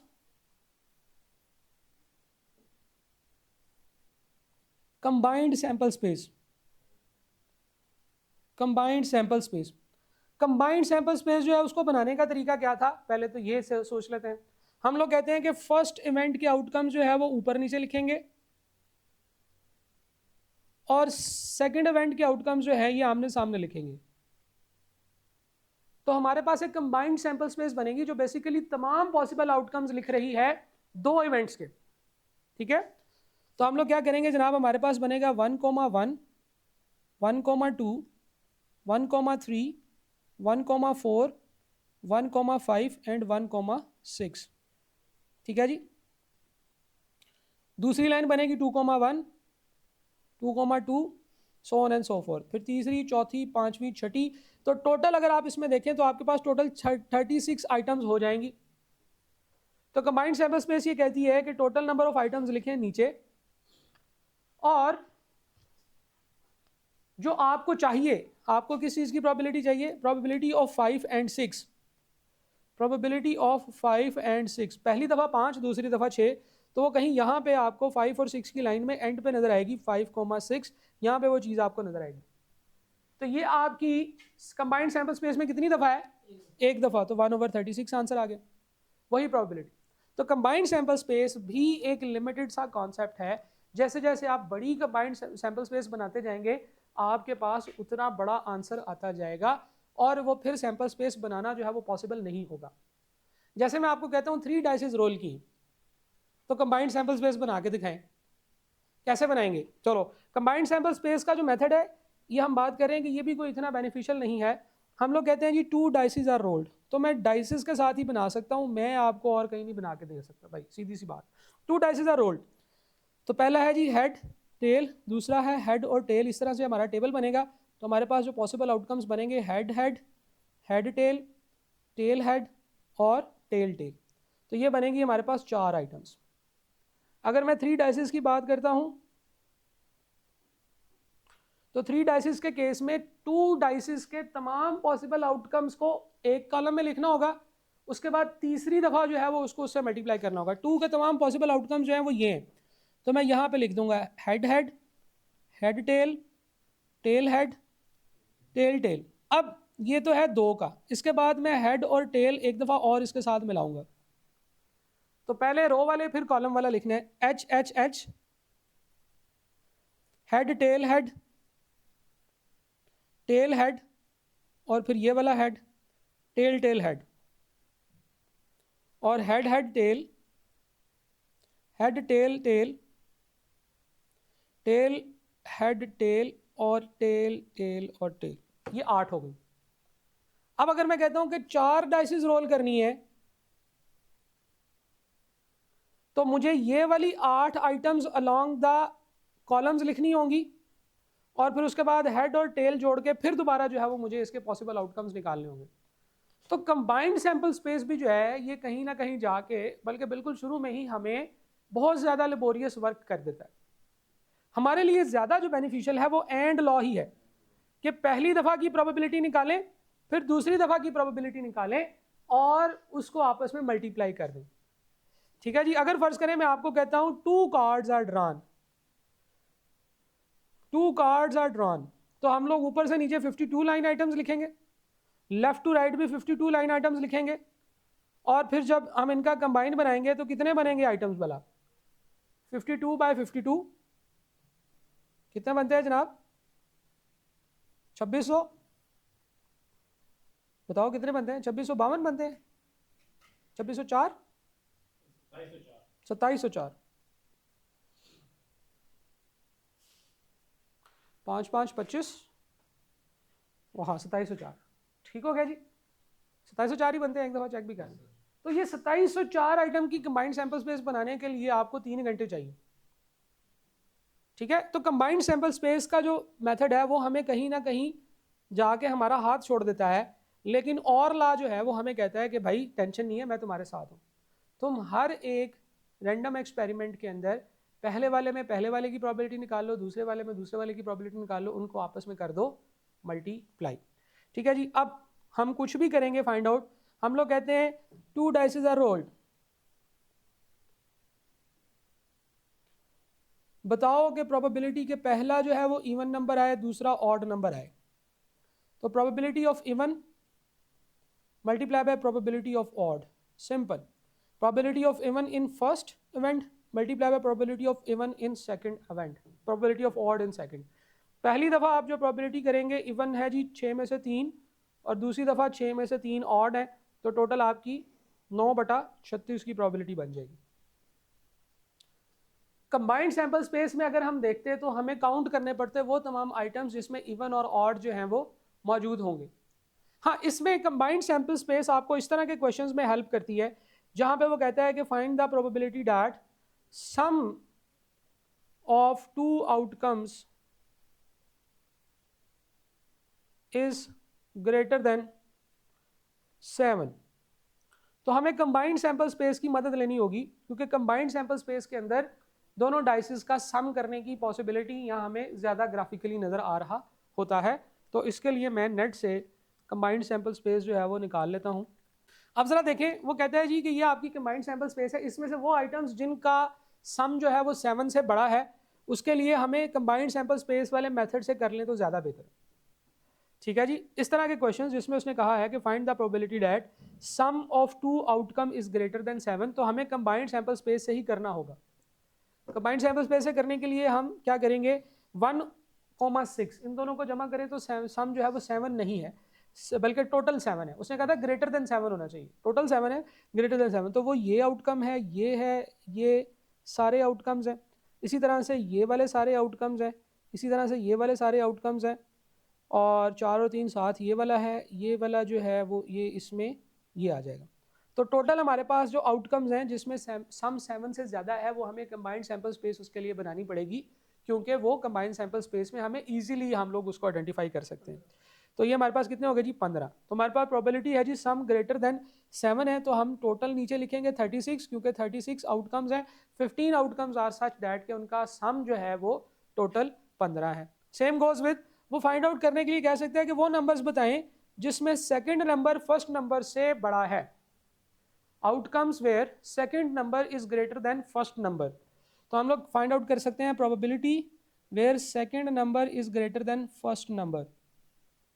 तो ये भी जो है वो अगर हम लोग इसको एंड लॉ से करेंगे तो हमें नहीं समझ आएगी कि एंड लॉ में कैसे करना है, हमें इसको जो है वो कंबाइंड सैंपल स्पेस से ही करना है। एंड लॉ में भी है, इसकी कैलकुलेशंस कर सकते हैं हम, ठीक है जी, लेकिन वो फिर मल्टीपल वेज में चला जाएगा। लेकिन यहाँ पे हम लोग इसको कहते हैं second number is greater than first number, second number is greater than first number. इस पूरी लाइन में सेकंड नंबर फर्स्ट नंबर से बड़ा नहीं है। इस लाइन में देखिएगा ज़रा, क्या सेकंड नंबर फर्स्ट नंबर से बड़ा है? नहीं, इस पूरी लाइन में सेकंड नंबर फर्स्ट नंबर से बड़ा है, ये वाली लाइन में। तो मैं हाईलाइट करता हूँ, सेकंड नंबर 6 है, फर्स्ट 1 है। सेकंड नंबर फर्स्ट नंबर से बड़ा है, हाँ इक्वल नहीं कहा, तो हमारे पास ये वाला 6 नहीं आएगा। Second number greater than first number, इस सिनेरियो में second number greater than first number, second number greater than first number, second number greater than first number, second number greater than first number. तो ये जनाब हमारे पास total कितनी आ जाएंगी, 15 items आ जाएंगी जिसमें second number greater than first number है। तो ये हमें कंबाइंड सैंपल स्पेस से ही पता चलेगा कि सेकंड नंबर जो है वो ग्रेटर देन फर्स्ट नंबर है। और वो कितने है जी, फॉर एग्जांपल यहाँ पे 15/36। तो कंबाइंड सैंपल स्पेस जो है वो हमें कुछ स्पेसिफिक सिचुएशंस में हेल्प करती है और हम लोग वहाँ से कैलकुलेट कर सकते हैं, ठीक है जी, और हम लोग इसमें ये निकाल सकते हैं। अच्छा जी, यहाँ से अब जो भी हो जाए, कंबाइंड सैंपल स्पेस के total possible outcomes find out अगर करना आता होगा तो आपके लिए कैलकुलेशन जो है वो आसान होगी। वो फॉर एग्जांपल कभी कभार आपको अलग से भी कैलकुलेट करने के लिए कहते हैं जी कंबाइंड सैंपल स्पेस। तो हमारे पास जो है वो कंबाइंड सैंपल स्पेस के अंदर, कंबाइंड सैंपल स्पेस के अंदर टोटल पॉसिबल आउटकम्स कितनी होगी, यानी कि number of total items in combined sample space. ये कैसे कैलकुलेट कर सकते हैं, वो होता है जी outcomes of first experiment multiply by outcomes of second experiment multiply by outcomes of third experiment, so on and so forth. For example मैं आपको कहता हूँ जी 3 डाइसेस आर रोल्ड, तो टोटल पॉसिबल आउटकम्स कितने हैं, टोटल पॉसिबल आउटकम्स कैसे आए, वो आया जी 6 multiply by 6 multiply by 6 which is 216। मैं कहता हूँ जी थ्री कार्ड्स आर ड्रॉन, ठीक है जी, 3 कार्ड्स आर ड्रॉन। अच्छा, जब आप आइटम्स में से आइटम्स सिलेक्ट करते हैं, किस केस में, कार्ड्स ड्रॉ करने के केस में, या चीज़ों के शॉपर में से कोई चीज़ निकालना, या स्टूडेंट के नाम लिखे हुए हैं किसी चीज़ कागज़ों के ऊपर, पर्चियों के ऊपर, और पर्चियों में से पर्ची निकाल लेते हैं। तो जब आप उसमें से सक्सेसिव एक्सपेरिमेंट्स करते हैं तो एक सवाल अराइज होता है। वो सवाल ये है कि क्या जो चीज़ आपने पहले एक्सपेरिमेंट में निकाली है, क्या वो रिप्लेस कर दी है या नहीं की। रिप्लेस करने से मुराद है दोबारा प्लेस कर दी है, वापस के नहीं, रीप्लेस्ड। अच्छा बच्चे, इसको ना रिप्लेस यानी कि वो जो नहीं होता यार ये रिप्लेस कर दो, जरा वो चेंज करने का वर्ड समझते हैं। रिप्लेस का मतलब है दोबारा वापस रख दिया है या नहीं रखा, ये चीज़ डिपेंड करती है। देखिए, ये रिप्लेस किया है या नहीं, ये सवाल जो है वो कार्ड्स के केस में हो सकता है या ये आइटम्स के केस में हो सकता है। डाइसेस और कॉइन्स के केस में नहीं हो सकता। कॉइन्स में रिप्लेसमेंट का सवाल ही पैदा नहीं होता। कॉइन्स में हमेशा जो चीज़ आएगी वो आपको वापस रखनी पड़ेगी। ये थोड़ी है कि आपका हेड आ गया है तो आप कहें जी छुरी दो, मैंने हेड काट के अपनी जेब में रखूँ, ये मेरा है। 6 आ गया तो 6 आपका नहीं है, 6 अगली दफ़ा दोबारा एक्सपेरिमेंट्स में इस्तेमाल होगा। हाँ, कार्ड्स में हम ये कर सकते हैं कि आपका जैक आ गया, आपको जैक दे दिया, बाकी अब सैम्पल स्पेस में 51 आइटम्स रह गई, ठीक है जी। दूसरे एक्सपेरिमेंट में एक और चीज़ निकाली, वो आपको पकड़ा दी, अब 50 आइटम्स रह गई, ठीक है जी। तो सैम्पल स्पेस के अंदर से हमें ये देखना होगा कि वो रिप्लेस की है या नहीं, वो रिप्लेस की है या नहीं। अगर रिप्लेस्ड है और हम लोगों ने कहा है 3 कार्ड्स ड्रॉ किए हैं, तो पहली दफ़ा सिलेक्शन के अंदर 52 लोग हिस्सा लेंगे, दूसरी दफ़ा भी सिलेक्शन में 52 कार्ड हिस्सा लेंगे, और तीसरी दफ़ा भी सिलेक्शन में 52 कार्ड्स हिस्सा लेंगे। तो टोटल मेरी कंबाइंड पॉसिबल या सैंपल स्पेस कितनी होगी, 52 मल्टीप्लाई बाय 52 मल्टीप्लाई बाय 52 कितने बने,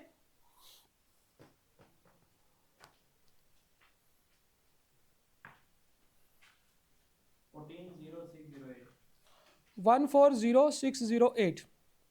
हाँ, अगर ये आइटम्स रिप्लेस नहीं की गई तो पहली सिलेक्शन में आपके 52 आइटम्स होंगे, दूसरी सिलेक्शन में आपके 51 आइटम्स होंगे, और तीसरी सिलेक्शन में आपके 50 आइटम्स होंगे। क्यों? क्योंकि जब आप उनको रिप्लेस ही नहीं कर रहे तो दूसरी दफ़ा जो है वो सिलेक्शन के अंदर आपके पास 51 और 50 आइटम्स रह जाएंगी, जो कि हमारे पास कितनी बनती है जनाब, 50 मल्टीप्लाई बाई 51 मल्टीप्लाई बाई 52,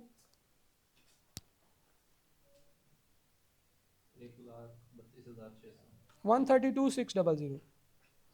तो अगर आप जो आइटम सेलेक्ट कर रहे हैं वो दूसरे एक्सपेरिमेंट के लिए रिप्लेस कर रहे हैं तो आपके पॉसिबल आउटकम्स जो हैं वो 1,40,608 बनेंगे, और अगर नहीं कर रहे तो 1,32,600 बनेंगे। अब इतनी बड़ी सैंपल स्पेस तो नहीं बना सकते हैं, इतनी बड़ी सैंपल स्पेस बनाना तो मुमकिन नहीं है, कंप्यूटर से जनरेट करा सकते हैं, ठीक है। एक वेबसाइट है, उस पर आप कहेंगे जी मैंने सैंपल स्पेस जनरेट करनी है 3 डेक ऑफ कार्ड्स की, तो ज़रा मुझे जो है ना वो बना के दो। वो पूछेगा विद रिप्लेसमेंट है या विदाउट रिप्लेसमेंट। हम कहते हैं जी विद रिप्लेसमेंट है, तो वो हमें 1,40,608 आइटम की सैंपल स्पेस बना के दे देगा।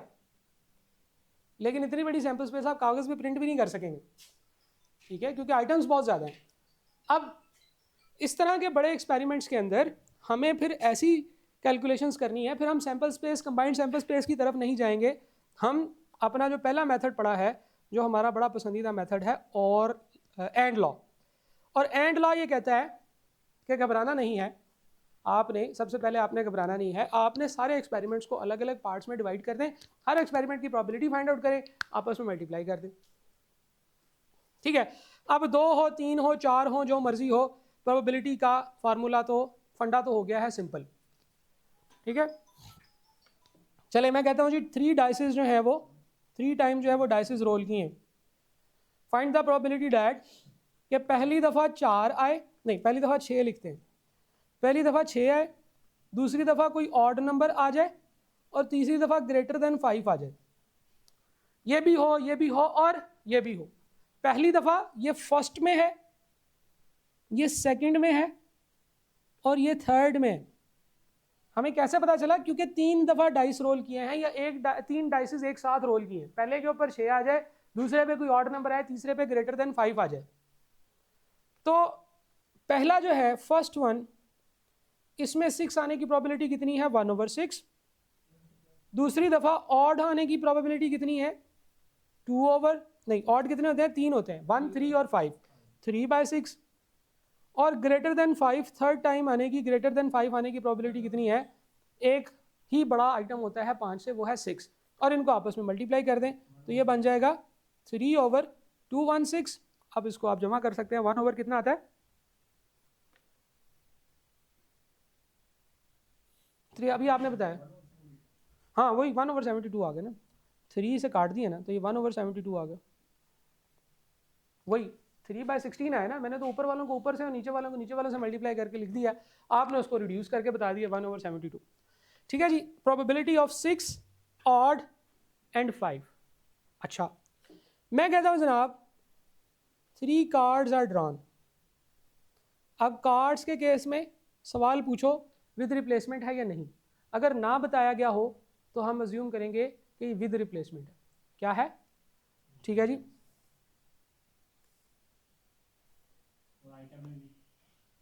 आइटम्स के केस में भी 3 cards are drawn from a deck of cards, ठीक है, इसको अज्यूम करते हैं विदाउट रिप्लेसमेंट, सॉरी, इसको अगर ना बताया गया हो तो हम लोग डिफ़ॉल्ट सेटिंग्स क्या है विदाउट रिप्लेसमेंट, ठीक है, इसको मैं दोबारा भी कंफर्म कर लूँगा विद रिप्लेसमेंट है या विदाउट रिप्लेसमेंट। ठीक है जी, अच्छा अभी हम लोग इसको कहते हैं जी, अभी हम पहले इजी कर लेते हैं, हम इसे कहते हैं जी विद रिप्लेसमेंट। ठीक है जी, 3 कार्ड्स आर ड्रॉन और विद रिप्लेसमेंट, क्योंकि विद रिप्लेसमेंट का कॉन्सेप्ट इसमें आएगा।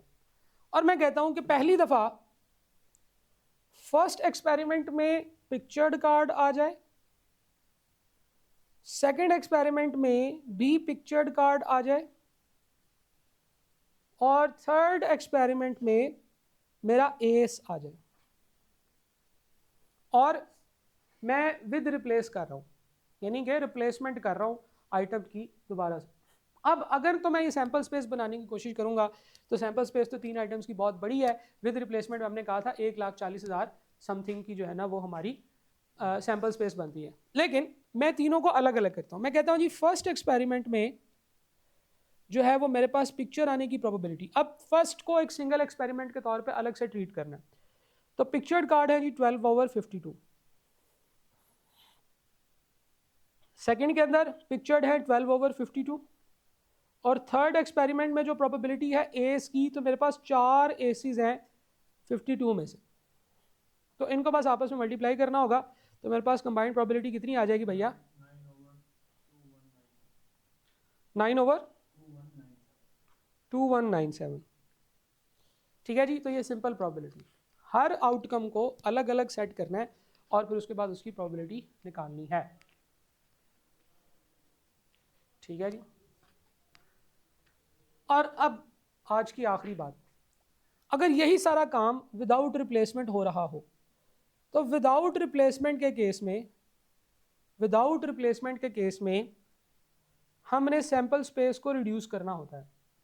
पहले एक्सपेरिमेंट में 52 आइटम्स होंगी, दूसरे एक्सपेरिमेंट में भी 52 आइटम्स नहीं होंगी, फिर 51 हो जाएंगी, और तीसरे एक्सपेरिमेंट में फिर 50 आइटम्स रह जाएंगी, कि हम लोग कर रहे हैं पहली सक्सेस, फिर दूसरी सक्सेस, फिर तीसरी सक्सेस, यानी कि पहले में पिक्चर्ड कार्ड आ जाए, फिर दूसरे में भी पिक्चर्ड कार्ड आ जाए, और तीसरे में एस आ जाए। तो ज़रा देखिएगा पहले एक्सपेरिमेंट के अंदर पिक्चर्ड कार्ड आने की प्रोबेबिलिटी कितनी है 12/52।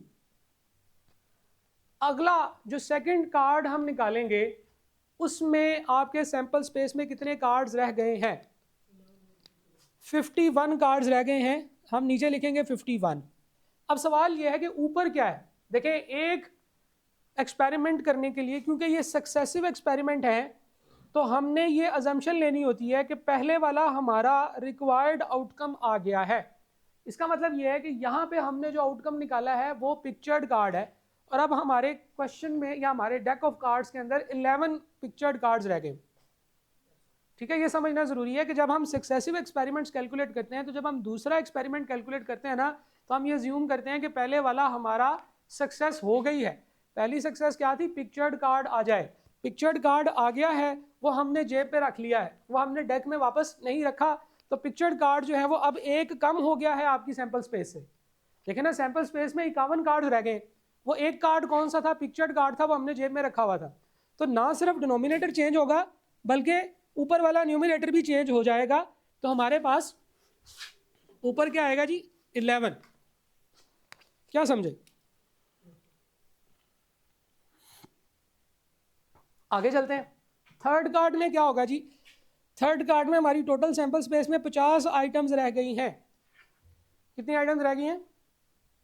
50 आइटम्स। अब मेरी थर्ड जो है वो है जी एस। सैंपल स्पेस में एस कितने हैं इस वक्त? इस वक्त 4 एस है हमारी सैंपल स्पेस में, तो यहां पे तो 4 ही लिखा जाएगा। क्यों? क्योंकि 50 में से 4 आइटम्स सेलेक्ट होने के चांसेस जो है वो हम लोगों ने फाइंड आउट करने हैं। तो 12, 11, 4 और नीचे 52, 51 एंड 50, ये कितना बनता है जी? 5525।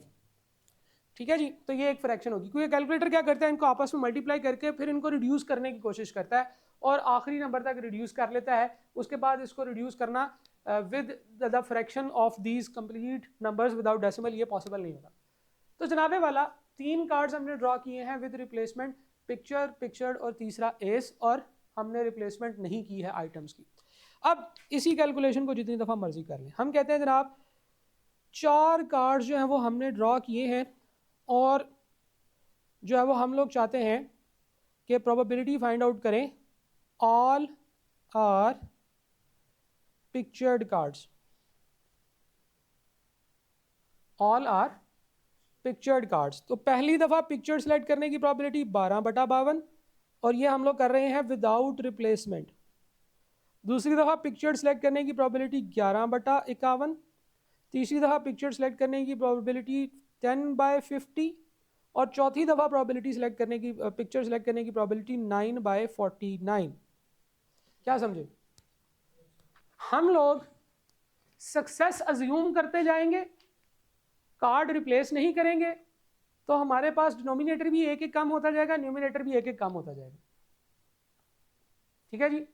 तो इसकी प्रोबेबिलिटी जो है वो हमारे पास इतनी आ जाएगी, 99/54145।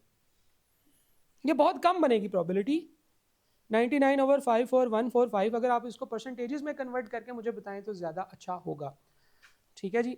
99/54145 जो है, कितना आंसर आता है?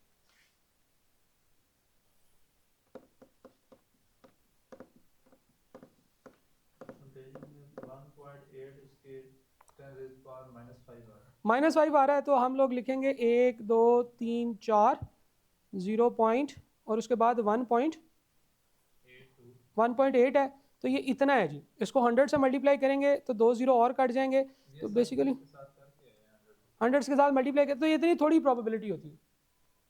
ठीक है, इतनी थोड़ी प्रोबेबिलिटी होती है। अच्छा, अब इसको इसी तरह से चलते हैं, एक और काम करते हैं, एक इंटरेस्टिंग काम करते हैं, फ्रैक्शन में दे दें। मैं कहता हूँ जी 5 कार्ड सेलेक्ट किए, प्रोबेबिलिटी फाइंड आउट करें ऑल आर एस। आप कहेंगे ये तो पॉसिबल ही नहीं है, क्योंकि टोटल हमारे पास सैंपल स्पेस में 4 एस कार्ड्स होते हैं, तो हम लोगों ने 5 कार्ड्स विदाउट रिप्लेसमेंट सेलेक्ट किए हैं, तो ऑल एस होने की प्रोबेबिलिटी कैसे आ सकती है? ये तो इम्पॉसिबल है। मैं कहता हूँ नहीं, मल्टीप्लाई होती हैं प्रोबेबिलिटीज, कुछ भी हो आपस में मल्टीप्लाई हो जाती है। तो हम लोग करने लगे हैं, हम कहते हैं जनाब पहली दफ़ा 4/52, दूसरी दफ़ा 3/52, 2/52।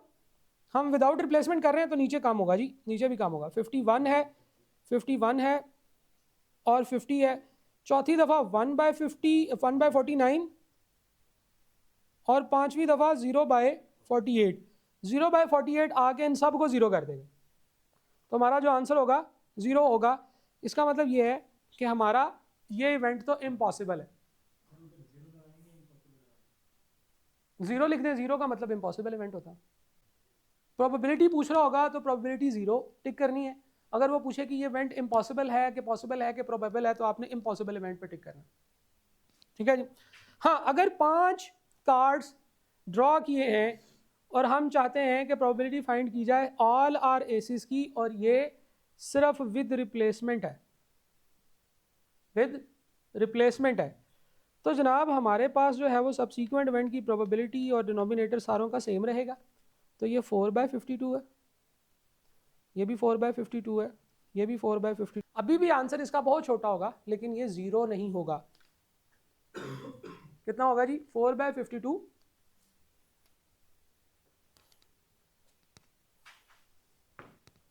4/52 रेज टू पावर 4।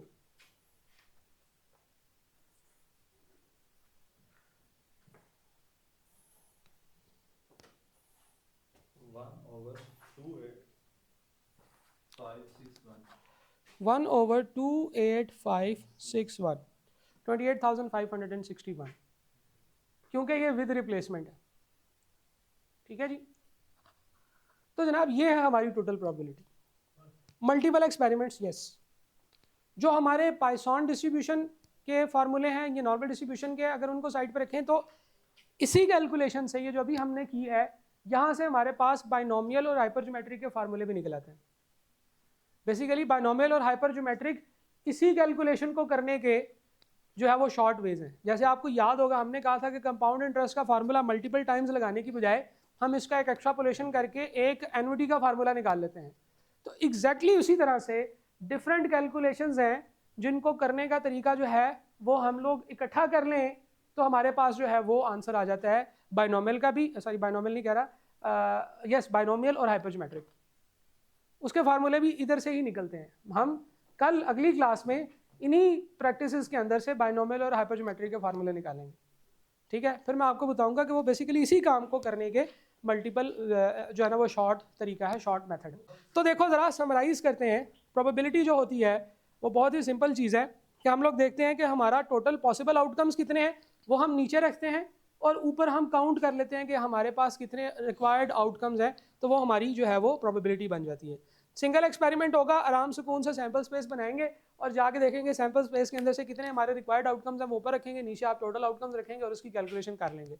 हाँ, अगर आपको सिंगल एक्सपेरिमेंट के अंदर मल्टीपल आउटकम्स कहे तो आपने हर एक की प्रोबेबिलिटी को अलग अलग कैलकुलेट करके जमा कर लेना है। हाँ, अगर कोई डबल काउंटिंग हुई तो हमें वो माइनस करना होगा। जैसे यहाँ पे हमारे पास डबल काउंटिंग हुई थी तो हमने 2/52 एक दफ़ा माइनस कर दिया। जब हम सक्सेसिव एक्सपेरिमेंट की बात करते हैं तो उसमें भी घबराने की ज़रूरत नहीं है, क्योंकि हर एक्सपेरिमेंट जो है वो हमने एक अलग अलग सिंगल एक्सपेरिमेंट के तौर पे ट्रीट करना है। उसके ऊपर सिंगल एक्सपेरिमेंट वाले सारे फार्मूले लगाने हैं और उसके बाद हर एक एक्सपेरिमेंट के आउटकम को आपस में कर देना है मल्टीप्लाई, जिससे हमें उनकी कंबाइंड प्रोबेबिलिटी आ जाएगी कि पहले ये हो फिर ये हो फिर ये हो, तो उसकी क्या प्रोबेबिलिटी। ठीक है, इसमें जो है वो एक, खैर मेरे ज़माने की एक मूवी थी, गोल, इंडियन मूवी थी। उसमें जो है ना वो मोहल्ले के नालायक बच्चों को इकट्ठा करके ना तो क्रिकेट फुटबॉल की बड़ी अच्छी टीम बना देते हैं। उसमें जो उसका जो कप्तान है वो क्या करता है, वो कहते हैं जी यार देखो, पेनल्टी किक जो है उसको एक्यूरेट करने का तरीका ये है कि गोल प्रैक्टिस करें आप। गोल जो नेट होता है बहुत बड़ा होता है, वो तो आप कहीं पे भी मारें तो नॉर्मली नेट के अंदर चला जाता है। तो आप पोल का निशाना रख के, जो डंडा लगा होता है साइड पे, उसका निशाना रख के तो फिर आपने जो है ना वो प्रैक्टिस करनी। वो सारा दिन कोशिश करता रहता है, आगे मारता है, उसको किक मारता है, वो पोल डंडे को लगती नहीं है, ये अंदर चली जाती है, बाहर चली जाती है। तो जब वो एक दफ़ा जो है ना वो आखिरकार उसको डंडे को मारने में कामयाब हो जाता है, हिट मारने में कामयाब हो जाता है, तो सारे बड़े खुश होते हैं। वो कहते हैं नहीं, एक दफ़ा तो चांस से लगता है, दूसरी दफ़ा एक्सपीरियंस से लगता है। तो एक दफ़ा किक लगेगी, फिर दूसरी दफ़ा किक लगेगी, फिर पता चलेगा कि मुझे ये काम आया है कि नहीं आया। ठीक है, वो दूसरी दफ़ा नहीं लगता। तो एक एक्सपेरिमेंट होने के बाद दूसरा एक्सपेरिमेंट होने की प्रोबेबिलिटी और कम हो जाएगी। देखिए, एक दफ़ा हेड आने की प्रोबेबिलिटी है 50%, लेकिन दूसरी दफ़ा भी हेड आने की टोटल दोनों की कंबाइंड प्रोबेबिलिटी 25% हो जाती है। ठीक है जी। तो वन आफ्टर अनदर की प्रोबेबिलिटी फाइंड आउट करनी है तो पहले इवेंट की प्रोबेबिलिटी फाइंड आउट करें, फिर दूसरे की फाइंड आउट करें और उनको आपस में मल्टीप्लाई कर दें। ठीक है जी। तो ये होता है हमारा multiple outcomes, single outcomes in multiple experiment. ये देखिएगा ज़रा, अभी तक हम लोगों ने क्या सीखा है। हमने कहा कि सिंगल एक्सपेरिमेंट जो है उसमें देखेंगे हम सिंगल एक्सपेरिमेंट के अंदर सिंगल आउटकम, और उसमें हमने कहा कि number of favourable outcomes divided by number of total outcomes. सीधी बात, नो बकवास। मल्टीपल आउटकम्स या जिनको हम सक्सेस सिनेरियोज कहते हैं, इसमें एक ही एक्सपेरिमेंट के अंदर सबसे ज़्यादा जो इंपॉर्टेंट चीज़ होगी ना आपकी, वो ये देखना होगी कि ये सिंगल एक्सपेरिमेंट है कि मल्टीपल एक्सपेरिमेंट। सिंगल एक्सपेरिमेंट के अंदर आपने जो है वो और ला लगाना है, सही है। हर एक की प्रोबेबिलिटी अलग अलग जमा करनी है, अगर कुछ डबल काउंटिंग होगी तो एक दफ़ा माइनस कर देनी। सक्सेसिव एक्सपेरिमेंट्स होते हैं एक से ज़्यादा एक्सपेरिमेंट्स। या एक ही चीज़ मल्टीपल टाइम्स कर दो, या एक से ज़्यादा दफ़ा जो है वो हम लोग वो कैलकुलेशन कर दें। जैसे 2 डाइसिस रोल करना या एक ही डाइस को 2 दफ़ा रोल करना, ठीक है, ये एक ही बात है। जैसे 2 कॉइन टॉस करना या एक ही कॉइन को 2 दफ़ा टॉस करना, ये भी एक ही बात है। दोनों को हमने कंपार्टमेंटलाइज करना है, सेगमेंटाइज्ड करना है, हर सेगमेंट की अलग अलग प्रोबेबिलिटी कैलकुलेट करनी है और फिर आपस में कर देना है मल्टीप्लाई, जिसे हम कहते हैं एंड लॉ। कुछ थोड़ी सी डिफरेंट सिचुएशंस के अंदर ऐसा हो सकता है कि हम लोग कंबाइंड सैंपल स्पेस बना सकें, लेकिन कंबाइंड सैंपल स्पेस जो है कुछ थोड़ी सी जगहों पे ही जो है ना वो इस्तेमाल होती है, तो बाकी जो है ना ये बड़ी हो जाती है। थोड़ी सी जगहों पे कौन कौन सी हो सकती हैं? 2 कॉइन्स, 3 कॉइन्स, मैक्सिमम 4 कॉइन्स, ठीक है। 4 कॉइन्स भी नहीं, 4 कॉइन्स भी बहुत लंबा चला जाता है। 4 कॉइन्स में टोटल पॉसिबल आउटकम्स कितने होते हैं? कोई बता सकता है? 4 दफ़ा कॉइन टॉस करें, टोटल पॉसिबल आउटकम्स कितने होते हैं? बताया मैंने अभी। हाँ, 2 multiply by 2 multiply by 2 multiply by 2 16, ठीक है जी, 2⁴ कंबाइंड सैंपल स्पेस के अंदर, ठीक है जी। कंबाइंड सैंपल स्पेस के अंदर फार्मूला यहाँ पे लिख लेते हैं कि that is equal to single outcome raise to power number of outcomes, number of experiments, जितने एक्सपेरिमेंट्स आपने किए करने होते हैं, ठीक है, n raise to power m। अच्छा, मोस्टली एंड लॉ भी जो है ये भी कहीं ना कहीं जाके ना आपकी वर्किंग को बहुत ज़्यादा बढ़ा देता है। एंड लॉ कुछ क्वेश्चंस के अंदर आपकी वर्किंग को बहुत ज़्यादा बढ़ा देता है, वहाँ पे फिर हम उसको शॉर्ट करते हैं। जस्ट लाइक सिंपल इंटरेस्ट जो है वो हमें ऐसी जगहों पे, कंपाउंड इंटरेस्ट ऐसी जगहों पे जहाँ पे same amount after same time period with same interest जो है वो जब हम इन्वेस्ट करते हैं तो हम हर एक के ऊपर अलग अलग कैलकुलेशन करने की बजाय हम एक फार्मूला लगाते हैं।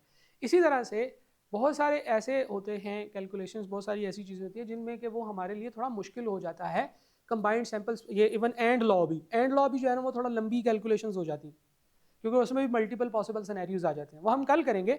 लेकिन उससे फिर हमारे पास ये डिस्क्रीट प्रोबेबिलिटी डिस्ट्रीब्यूशंस निकल आती हैं जो कि हमें प्रोबेबिलिटी का फार्मूला दे देती हैं। वो कहती हैं कि बजाय इसके कि आप हर कैलकुलेशन अलग अलग करो, एक फार्मूला लगाओ, उसमें सारी कैलकुलेशन इकट्ठी हो जाएंगी। वो अब हम इंशाल्लाह नेक्स्ट लेक्चर में देखेंगे। तो अभी हम लोगों ने कंबाइंड सैंपल स्पेस भी सीख ली है, एंड लॉ भी देख लिया है, सैम्पलिंग विद रिप्लेसमेंट और विदाउट रिप्लेसमेंट देख लिया है, और more than possible ways to achieve a task ये अभी हमारा रह गया। कल हम यहाँ से शुरू करेंगे।